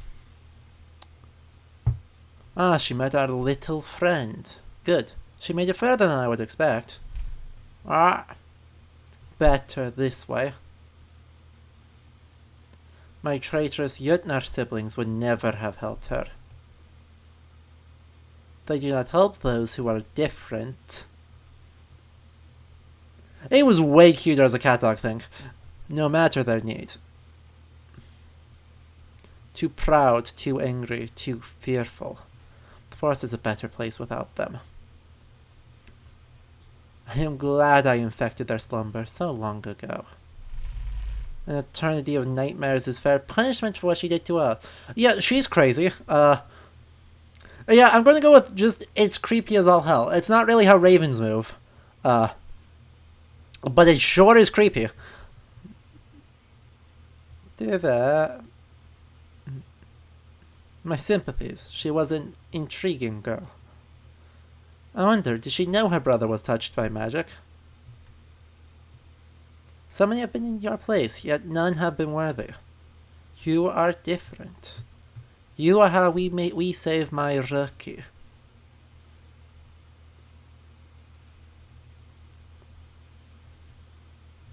Oh, are we actually playing as... We're playing as Röki. Aww.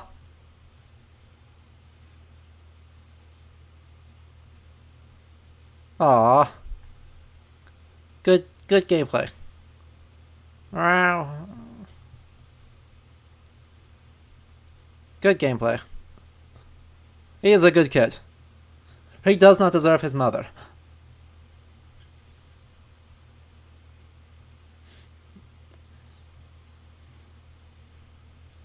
Lars. My name is Lars.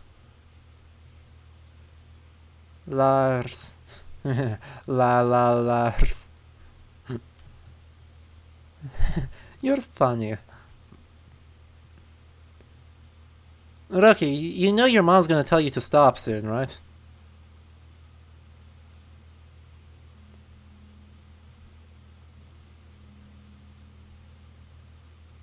Hiss. Röki, do not make this harder than it needs to be. You know this is the only way you will be accepted. Your human father, my Jötnar brothers and sisters, they all abandoned us. All I wanted was a family.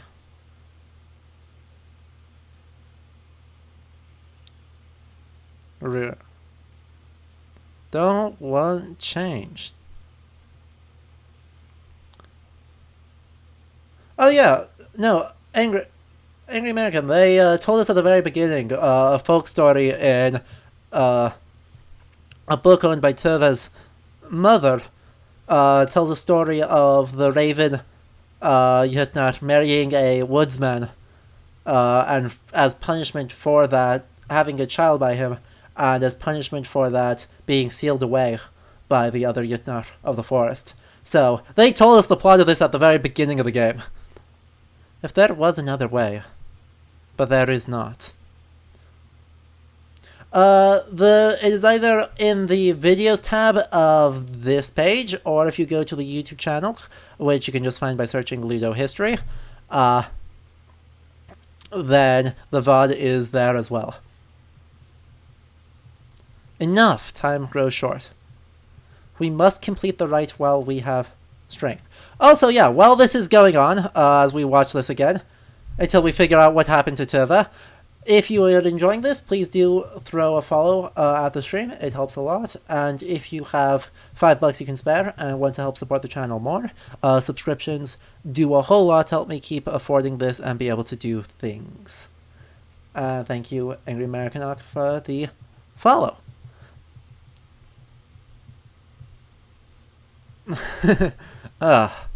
Hey, it's a Tanta. Where am I? You are in the Crystal Kingdom of the Tamta. But if you mean your predicament... That spider! Yes, you are hers now, with all us cave Tamta. She feasts on us as we once fed on treasure. Feast? Wait, I have a dagger, I'll cut us free. That dagger there, the widow took it from you. She has lived for millennia, and not by chance. No, no, no, no! This can't be the end. I've tried so hard. I faced my fears, I've helped the forest. I was so close. Oh, Lars. Tiny Tomta Lars, all alone with that thing. Can't rescue you now. It's over. I'm so sorry.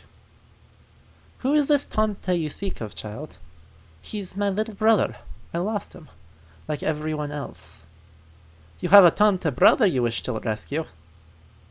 Not really, it's what my mother called me, and I called him the same when we lost her.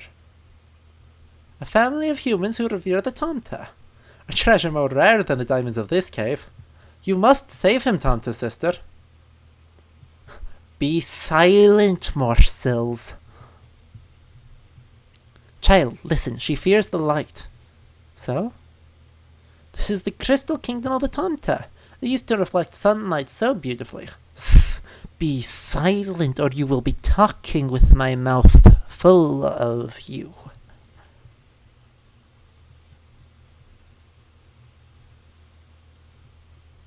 Release the light! Huh? What's happening? Very well, I will make a feast of both of you. You gave me a rare treasure of this tale, so I have a little magic to repay you. Oh! Don't forget us, Tiny Tomta sister.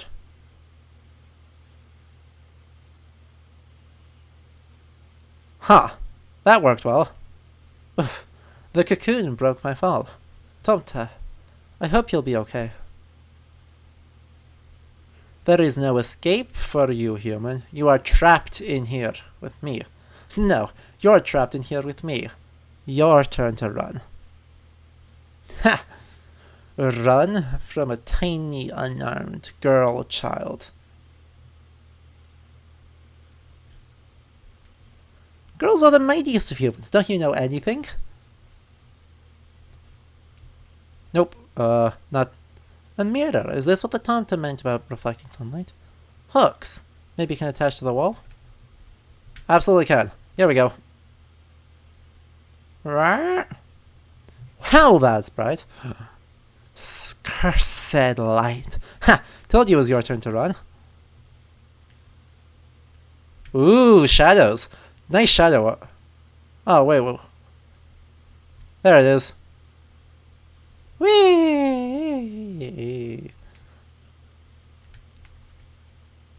A bracket for one of the mirrors.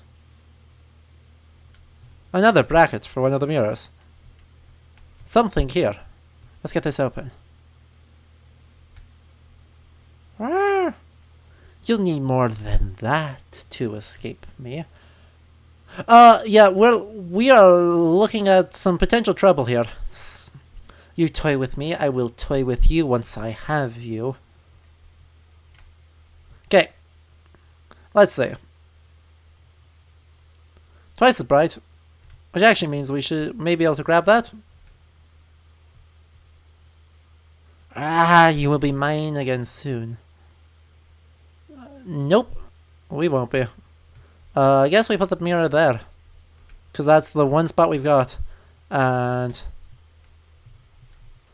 looks like there is a second mirror already in place up there. So we can drop it in. Nope. Rar. So that dropped straight down. I wonder if I can rotate this at all. Designed to face down and left. Nope. That sure goes one direction.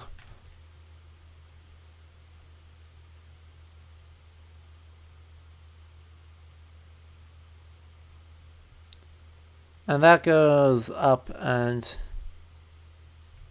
that way.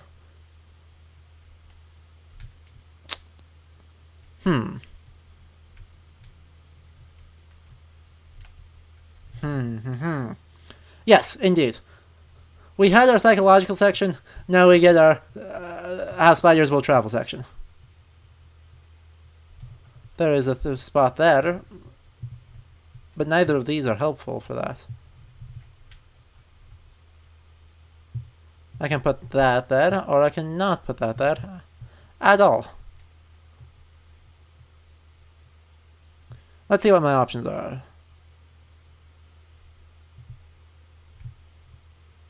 Is this actually a path up? Yeah. You can be very patient. You will be worth the wait.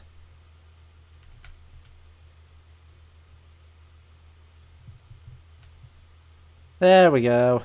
That's the mirror I wanted.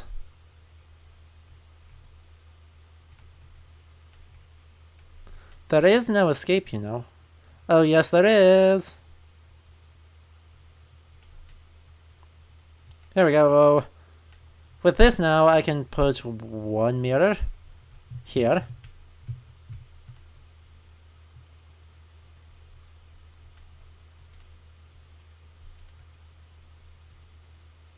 And I need to put one mirror for the time being.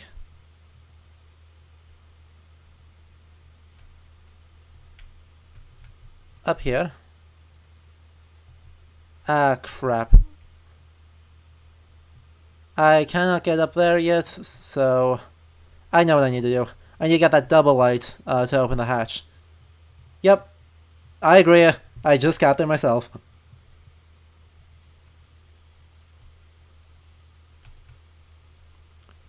Rar. Rar, she likes that. Sprint over here. And get up there, and yep, that gets us high enough we can climb across the rocks here until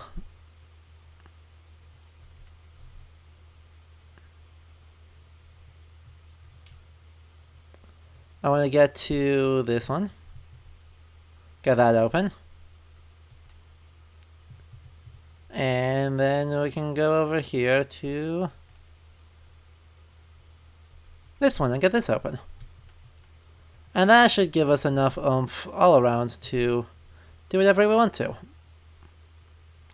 And by whatever we want to, I mean make the spider's day very bad.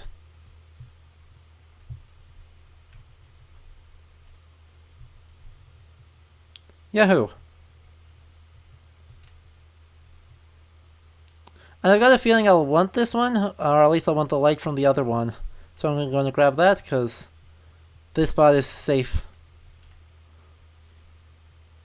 The spider is very good at talking, and is not very scary otherwise.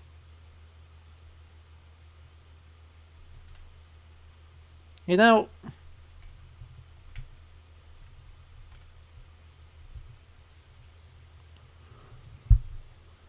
cause, yeah, look at that. So much sunlight.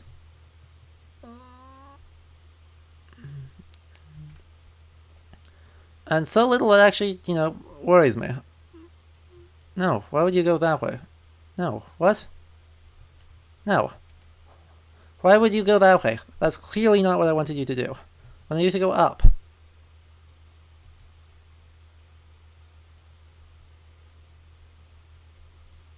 There we go. Let's rescue our guy over here. And off we go. And yeah, this is like very, very, very Shelob. Oh no, you poor thing, I'll help you as soon as I can. Tomta. Can I just run past you? Yeah. Cool. So there's a spot up there. That's handy.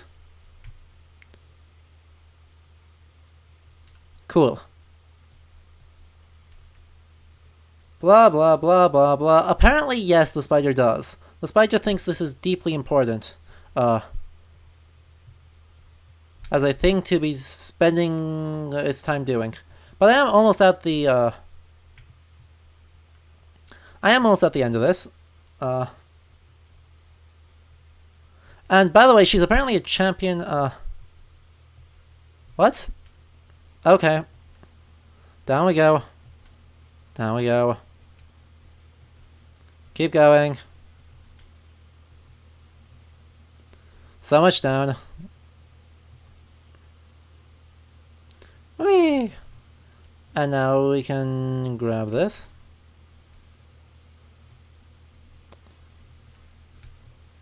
And then we can put that here. This is a lot of just annoying climbing. It's a really cool puzzle, but oh my god, is this the climbing kind of annoying.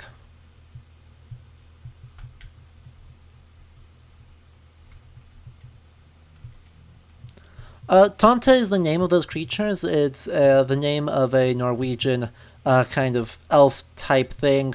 Though Danish folktales will call them trolls as well. And Icelandic tales will call them the Huldufolk instead of either of the above.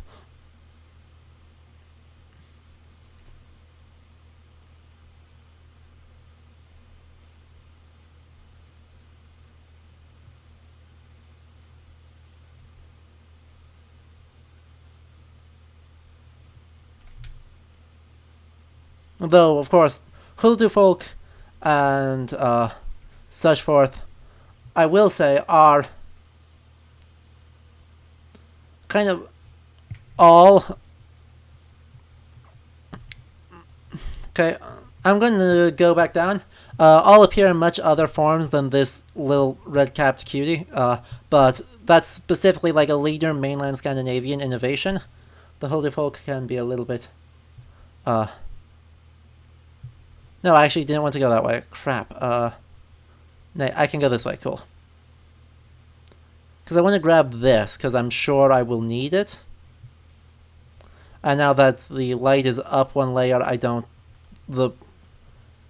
be safe. Grr. Luckily, I should almost be at the end of this, and then we can immediately go into removing the...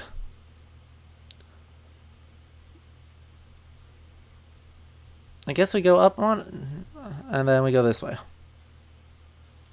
We're not quite close enough for me to feel confident in going for the...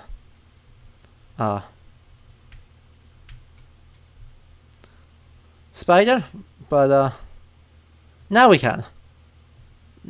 That's it. Come closer, little one. That's a different thing to say. I don't like the sound of that at all. One... up... I want to go not this way. Huh, where did the Chief Tomta go?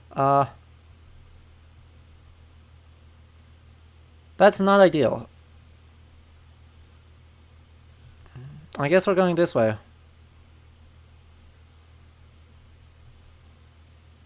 One knife.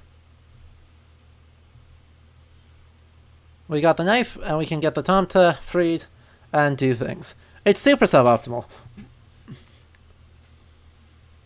Yeah, I'm not sure if this is the Chief Tomta, though, or if it's just a Tomta.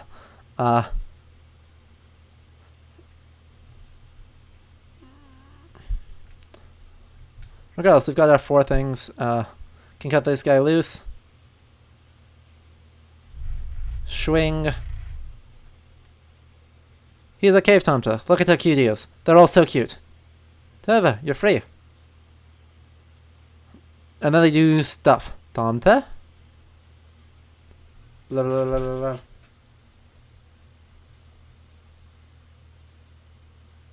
Blah blah blah blah.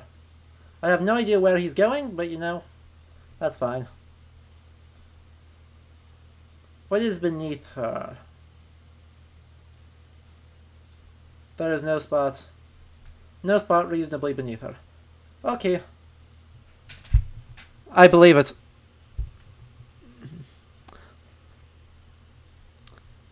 In this game, everyone lives and is going to be totally happy and fine, and promise. But what I will do is I can cut probably. Yes, thank you. I know it's a trowel. Probably cut this loose. Yep. And if I open it, the tomta can do that. That was for trying to eat me. Voila! We made it. Oh, there. Hello. Huh? What's this? Oh, hello.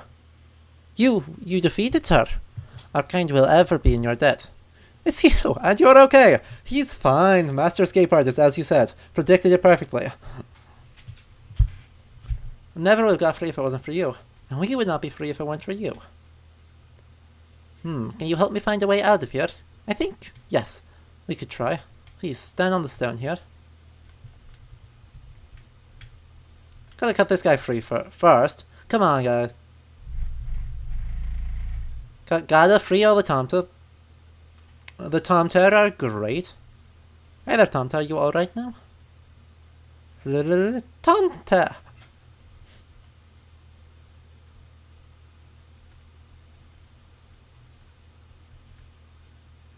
They are excellent. Look at how cute they are.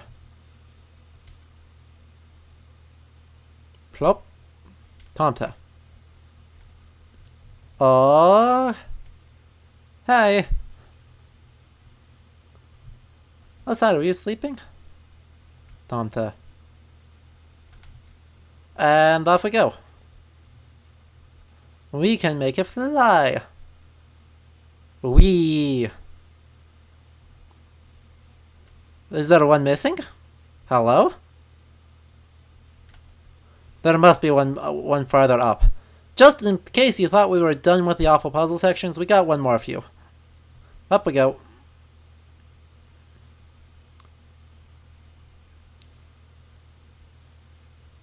Yep, there's our 4th. At least it was fairly predictable.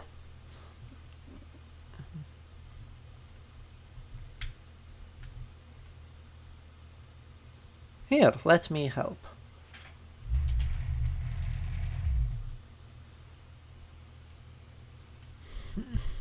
Hey tomta, you're free now. Whee!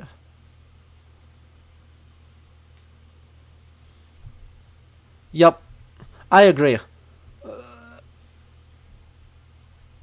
Tova is buff as hell for climbing all these rocks, no problem. Yep, I'm going to call it a day as soon as we finish the bear puzzle. I assume it's very close to the end, but have a good night, because I think we can do Steig and Udengard on the next time rather than marathoning the whole thing. So there's probably only a few minutes left in the stream anyway.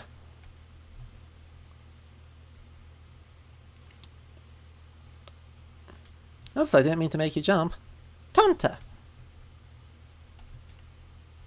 Let's assume 4 is enough. That looks like a right number.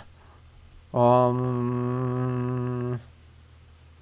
are grateful, you mighty human girl. Thank you, Tomtar. Voila.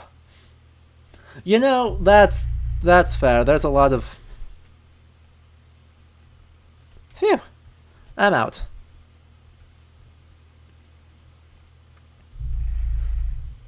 I'm getting there, Lars. Now to wake this guardian.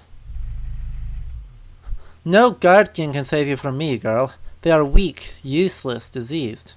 Give up. It will be painless. Come to me. That's not going to hold her for long. Vanos! Please work, please work, please work! Please work!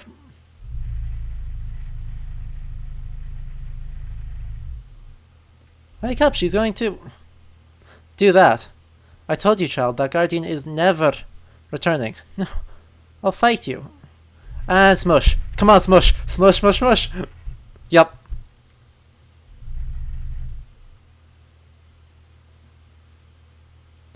I thought the spider plagued only my dreams. Am I awake or dreaming still? No human child may enter here. Reveal yourself. Hello. Hello, I revealed myself. Is that a shiny? Is there a shiny on the bear? No. No such luck. Hello. Are you an offering to Jotunbjörn, strongest of guardians? No, I'm Tuva, mightiest of... girls. I need your help. The guardians serve no human whim. We learned this lesson. He is a good bear. We protect the realm. We don't interfere in mortal concerns. Do not disturb me again. My dreams are torment enough. Kosek, Fosagrim tried to do that. He just wasn't very good at it. What are you protecting while you're sleeping? You dare. My brother was taken through a portal by a monster. The portal opened? Impossible. Unless she has grown strong, and that abomination. I get the sense the Jötnar are not good people either. You know?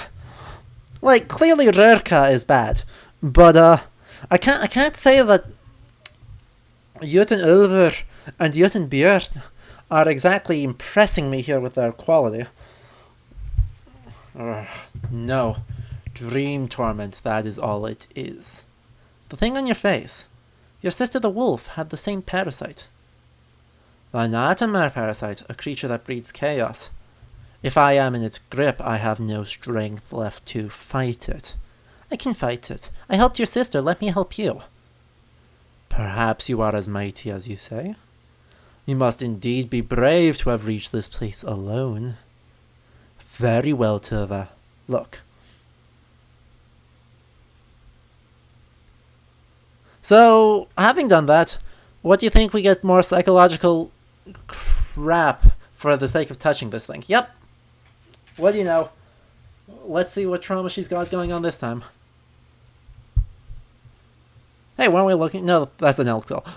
Anyway, the bear I was going to talk about before that whole spider incident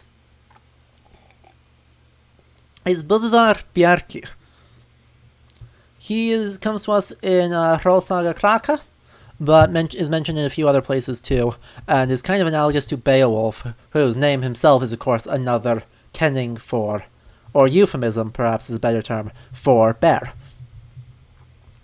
Anyway, Budvar is the youngest son of a young prince and a young woman. The young prince was turned into a bear by his evil stepmother, and knew that he was going to be killed while in bear form. His wife found him, and he told her that she would have 3 children, but that she must not eat of any of the bear flesh once he had died. Unfortunately, after he died, the stepmother managed to force her to eat one bite of the bear. As a result, one of her children was born as half with the hind legs of a dog? No, sorry, the hind legs of an elk. A second was born with the head of a dog, and the third appeared normal, but had the strength, wound up with the ability to turn into the form of a bear and kind of like a warg from Game of Thrones. His strength, as they go around raiding and going on adventures early in their life, eventually the two brothers give Budvar additional strength so that he may go off and seek his fortunes in the court of King Hrolfr Kraki, which Kraki means beanpole. He got his name for being very scrawny. Which is such a mood. I miss him, even all this junk. And he goes up forth to Hrolfr's court and kills 12 berserkers in Hrolfr's retinue. In a piano, neat.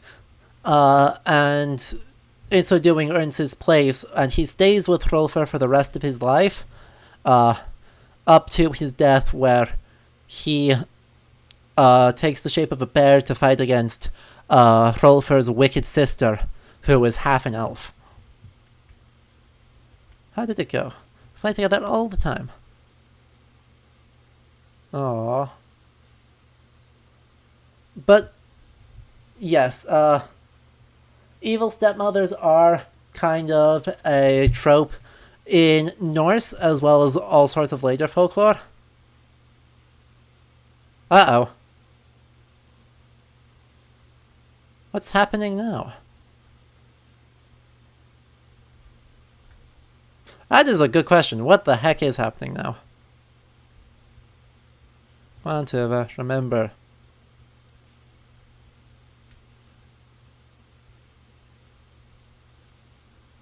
Void House has left the chat. We are now in giant doors in space. Huh? A room, and I'm like a Yutton. Play with our room like a dollhouse. Is that Tiny Lars? Hello, Tiny Lars. And there's a little Lars. I forgot how little he was. I was little too. Looks like he's air drumming. Never liked quiet games though. These wind chimes don't belong here.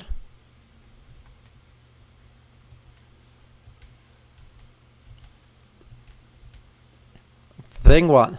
Psychological trauma, part A. Psychological trauma, part B. We are not tiny, we are a tomta. I'm little, a tiny tomta, like she called me. Mama left food for the tomta, but it just brought a mouse. Stoker's water bowl, it's empty. Silly cat would try to drink anything.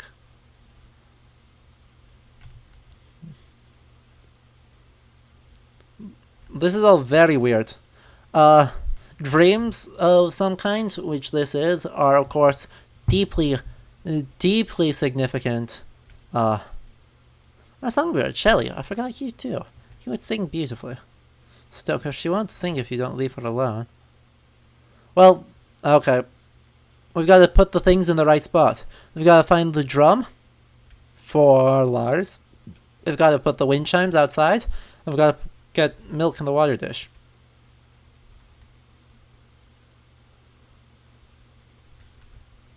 Aha, that's where the other pants were. They bang about whenever Mama grabbed one. Okay, so we can do that. We can use the can to be a drum for Lars. We just need to, find how to do any of that. What is that item? Thick dust sheet, great for hiding things. I wonder if I can put you on top of this? Yeah.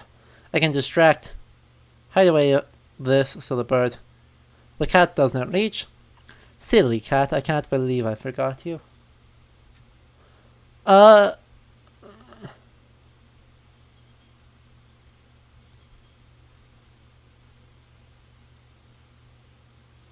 What's this?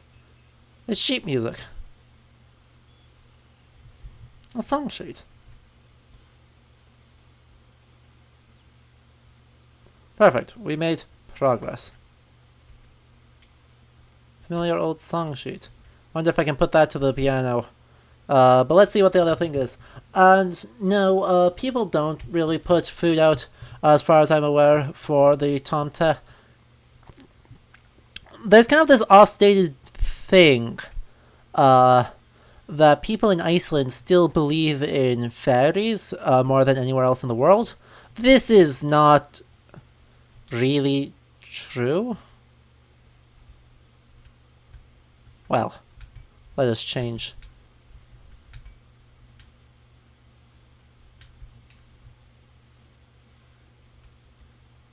It is not clear if it does or not. Coffee? Didn't this what Mama would drink? Still is hot. Okay, I'm getting more confused by the moment, but we can put the wind chime there and it will make noise. And that noise will be, hopefully, one part of the rest of the story. Ah, crap. So, we are going to take a moment here, and since we have not stopped going, even though we are close, I do notice we are struggling a bit. So while we let this recover, and the skipped frames shall skip, to continue that thought, it is often said that people in Iceland believe in fairies more than anywhere else in the world. This is not really true. People in Iceland largely are of the opinion that it is not really an active belief. Instead, the belief in the Huldufolk is more of a just-in-case kind of thing, where you're not going to necessarily say you disbelieve in them, just in case, but at the same time, you don't think about them day to day. You're not doing things to try and make them happy. You're not interacting with them. You're just existing, going about your day, and every once in a while, if there's a big thing, maybe you do something just in case. That's not really belief, though. Certainly, I think belief is a little bit more common outside of the Reykjavik area, which, means well over 2/3 of the country don't have a strong belief in them, because of the 350,000, give or take, people in Iceland, about over 200,000 of them live around Reykjavik. So, most of the country is right there. And that place, you don't see belief in fairies on a day-to-day basis.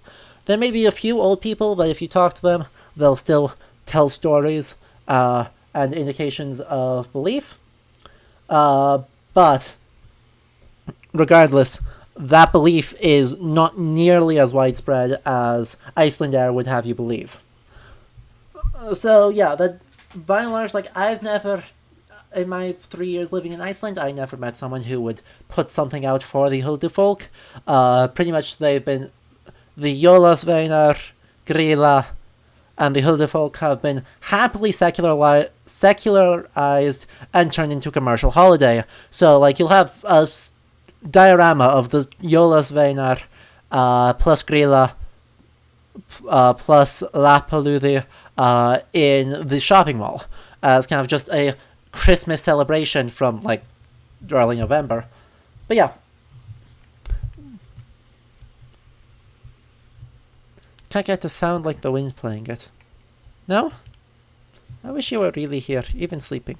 I'll find you soon, Papa. Both of you. Let us grab that. I think they used to have some of Mama's tea herbs. So I'm not really sure what I'm trying to do with all this stuff, but that's fine. Papa's radio, he used to play it all the time. Jazz. I must be trying to turn it to a specific time period, rather than just turning it randomly. But I don't know what that is, so we're not going to worry about that. Instead, we're going to use the song sheet on the piano. And we'll progress that a little bit. Oh, it's the start to that tune. I wish I could remember the rest. How did it go? Mama would be sad I forgot it.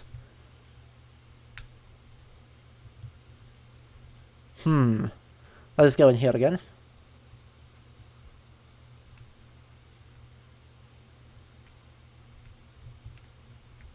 cheese somewhere?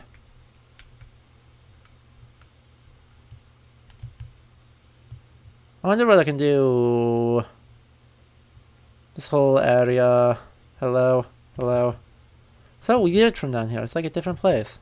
When I can't reach anything. Which is deeply frustrating as it turns out.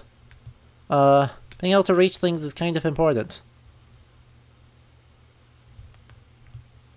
I'm not sure like what I'm supposed to do with tea herbs or coffee or anything else. But, you know.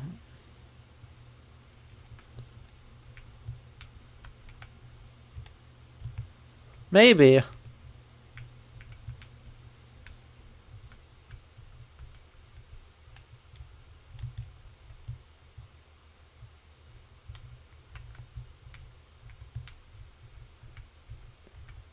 Nay?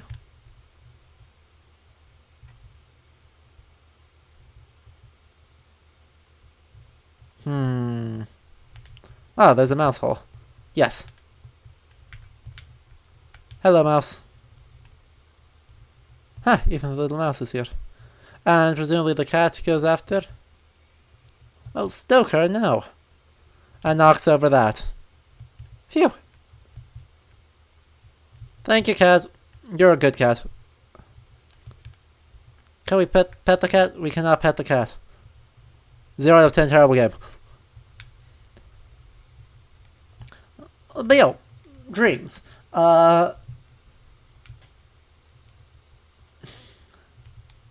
There's a lot of psychological theory about dreams that I know very, very little about.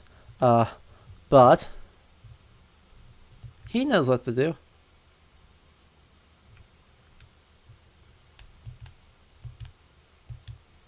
He's air drumming. Why is he still air drumming? I gave him the thing. Have coffee. No coffee for the baby. Okay. Tea? Ah, I need the other pot.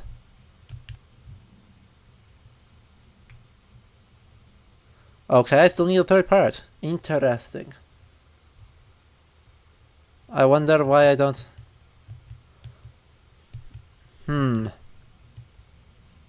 I need something else that makes like us bang. Well, we will find a thing.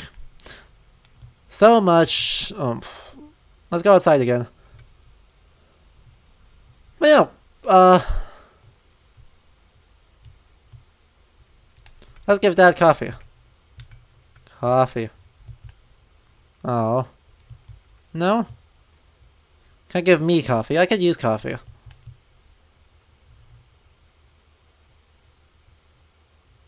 I have no idea what time I would set it to. Is the annoying part. Like, if I had any idea what... Something else?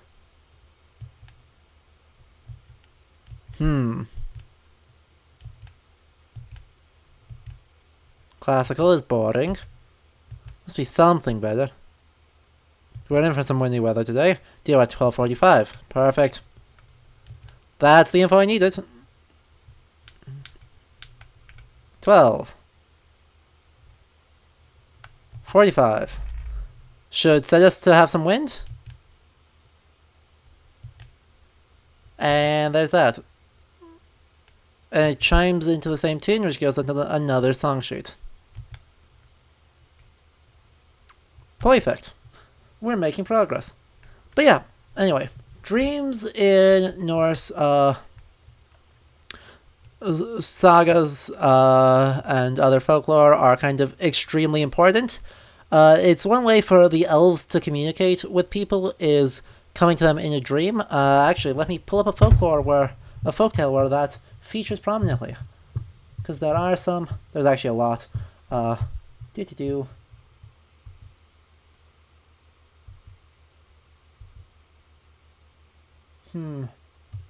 Yeah, that one will work. It is another very, very long one. But that is okay. We shall read this for the end. In the East Country, not far from the Lakes of Wool, as they are called, what was it, Aulava, lived a certain farmer who had a son named Sigurður.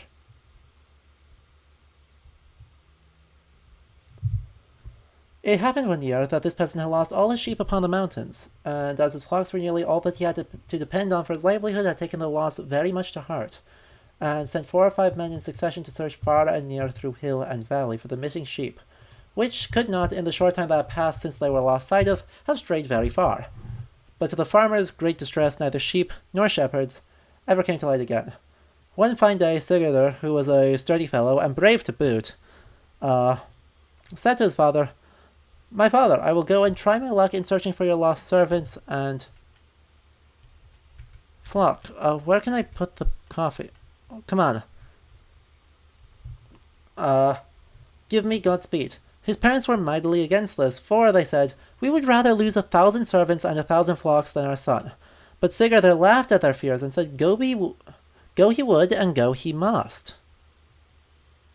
I want to just pour the coffee down the drain. Can't reach. Better find somewhere else to pour this over. Oh. Goofy cat. Goofy cat's going to try and drink coffee, and this is going to go terribly. I hope the cat doesn't try to drink this. Stoker, duck you dare. Accordingly, he did, for having asked the blessing of his parents. Over hill and through valley he went, just as he had heard his father bid the shepherds go, but though he looked far and near, and though he told himself well weary, nothing did he see of either men or sheep. At last he came to some large lakes, round the shores of which lay vast masses of wool spread out for drying. On the other side of these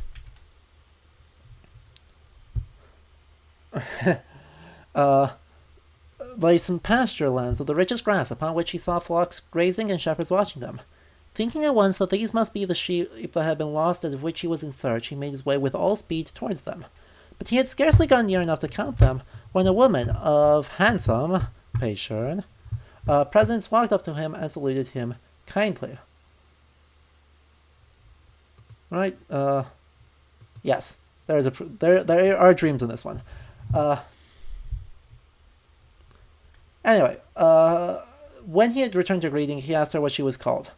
"I am called," she said, Vandraud, or Valbjörk, whichever you please, and I'm glad to see you here and welcome you, friend Sigurdur." "Surely I have never seen you before," replied. "How then do you know my name?" The woman answered, "I know well both you and your father Andreas, and what is more, I know that you are now in search of his missing flocks and herdsmen. To tell you the truth, it was I that both lost your father his sheep and killed his shepherds. And you, since you have been foolhardy enough to wander around on the same errand, shall lose your life in the same way as the others have done, if you will not agree better than they to what I ask of you." "What is your will?" said Sigurdur. "Tell me what you wish me to do." Then she said, "My will is that you stay here and live with me and never try to escape." "But," replied Sigurdur again, "I must know first of what manner of woman I pledge myself, and if you refuse to tell me, I will rather die, for I know not fear than tell you yes." Upon this she answered, "I am one of the race of elves, and I dwell in yonder hillock."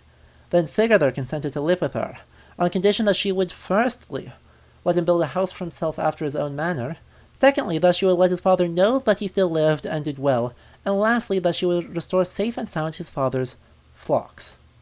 All these things she promised to do, and bade Sigurdur follow her. Pretty well content with the bargain he had made, and not altogether cold to Valbjörk's charms, he followed her until they came to the hillock, into which they entered through a door of carved wood. As Sigurdur was looking round him, and admiring the beauty of the rooms and the traces of wealth which they contained, Valbjörk said to him, 2 years have I lived here quite alone since I lost my parents, and weary and lonely have I been. And as I have been unwilling to dwell with one of my own race, as my father prophesied that I should have children by a human being. Therefore, when the herdsmen came here to look after the last flocks, I asked them to stay with me and comfort me, and when each refused, I slew him by magic art. But I am well pleased, Sigurdur, that your heart has inclined towards me, as now my father's words will be accomplished." So Sigurdur built himself a hut close to the hillock and lived with Valbjörk, and though at first he found his new life irksome to him, and his soul yearned for home, yet after a short while he became accustomed to everything about him, and his love for Valbjörk increased. Page turn. One morning, when Andreas, Sigurdur's father, rose from sleep and looked forth from the farm, He saw the flock of sheep which he had lost grazing in the home field, and on going to count them, he found that not one was missing. Much rejoiced at this, he thought that Sigurður and perhaps the missing shepherds had come back during the night and were now in the family room. But no, nothing had either been seen or heard of them, and Andreas was constrained to send out 20 of his neighbors to search for them. All in vain, however, for search as they would, far and near, high and low, over hill and through valley, not a trace was to be found of the lost men. When they all came back to the farm with this bad news, the farmer took it so much to heart that he fell ill and kept to his bed. It happened one night, some little time after this, that Andreas had a dream, in which he saw a woman of handsome presence come to him and said, "Fear not, my friend, for your son's life. He is well, and lives happily with me, who am an elf woman. It is I who stole your sheep, but your son made me restore them." Upon this, she left him, and he woke full of joy that his son was still alive. And in the morning he rose again, restored to health by these happy tidings, and went about amongst his servants, attending to the management of the farm as he had done before the illness took to him. 3 years went by, and still nothing was heard of Sigurður. In the autumn of the third year, however, the farmer Andreas had a dream, in which his son came to him, and after he had saluted him, said, "Come, my father, I entreat you on Christmas Eve to the lakes of Wool, and bring with you the priest Eiríkur. By the shores of the lake you will see my house standing, and you will find the door thrown open. Come into the house yourself, but bid Eiríkur stand in the entrance and grasp tightly the woman who shall run from the family room as if to leave the house. On no account must he let her go or do or say what she will, as on his holding her fast depend my safety and happiness. If she escape him that Christmas Eve, you will never see me again." With these words he vanished, and Andreas woke, after pondering a while over this dream, which he felt to be no idle fancy, but well fraught with meaning. He determined to do as Sigurður had hidden him, and rising went forthwith to Eiríkur's house to take counsel with him thereupon. When the priest had heard the dream, he said to the farmer, "My friend, this but confirms what I have always thought, namely that elves withhold your son from you, and right willingly will I aid you in this matter, whatever turn it may take." Accordingly, in due time, Andreas and Eiríkur addressed themselves to their journey, and on Christmas Eve arrived at the shores of the Lakes of Wool. They at once saw Sigurdur's house, and going up to it found the door thrown open. Then Andreas went in, leaving the priest in the doorway, as his son had told him in the dreams to do. When he entered the family room, he saw by the light of a candle that was burning there his son Sigurður carding wool upon a wooden chest. Near him was a bed, on which sat a woman with a child in her arms, and another child lying in a cradle before her feet. So the farmer saluted them, saying, "God be here." No sooner were the words out of his mouth than the woman, flinging down the child she held in her arms, ran hastily from the family room and made as if she would leave the house. But Eiríkur, the priest who stood in the doorway, was too quick for her, and seizing her in his arms, held her fast. And that was no easy matter, for she struggled so much that the priest, who had the strength of 2 men and was moreover skilled in wrestling and manly arts, had much ado to resist her. When they heard the noise, Sigurður and his father went out from the family room, taking the light with them, and helped the priest to bring her back into the house and lay her down on the bed. After Eiríkur had laid his hand gently upon her, she became quieter, and he watched over her all that night.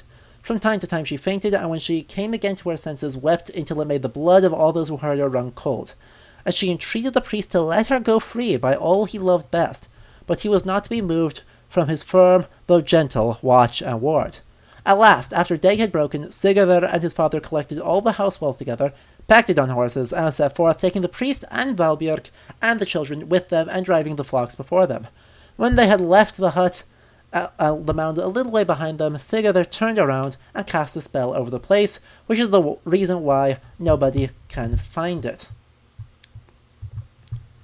Then the farmers returned to the farm, and Eiríkur took Valbjörg into his care in order to cure her of her elfin nature. Having done so, after much care, she returned to Sigurður, and they were happily married. She was baptized alongside her children, and lived as a good Christian woman for the rest of her days.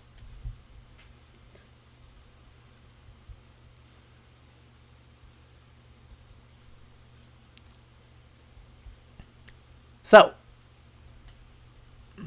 your sister thinks she is strong enough. The priest is super ripped. priests are swole in Icelandic tales. There's a whole genre of magic priests. One also named Eiríkur, who is skilled in magical arts and plays tricks on people in order to test whether they are worthy to become his apprentices. The other one, Sæmundur Infrodi, was trained in a school underground that the schoolmaster was Satan, and he tricked Satan to escape the school after finishing his training, and repeatedly tricks Satan out of his dues to accomplish many great things in Iceland.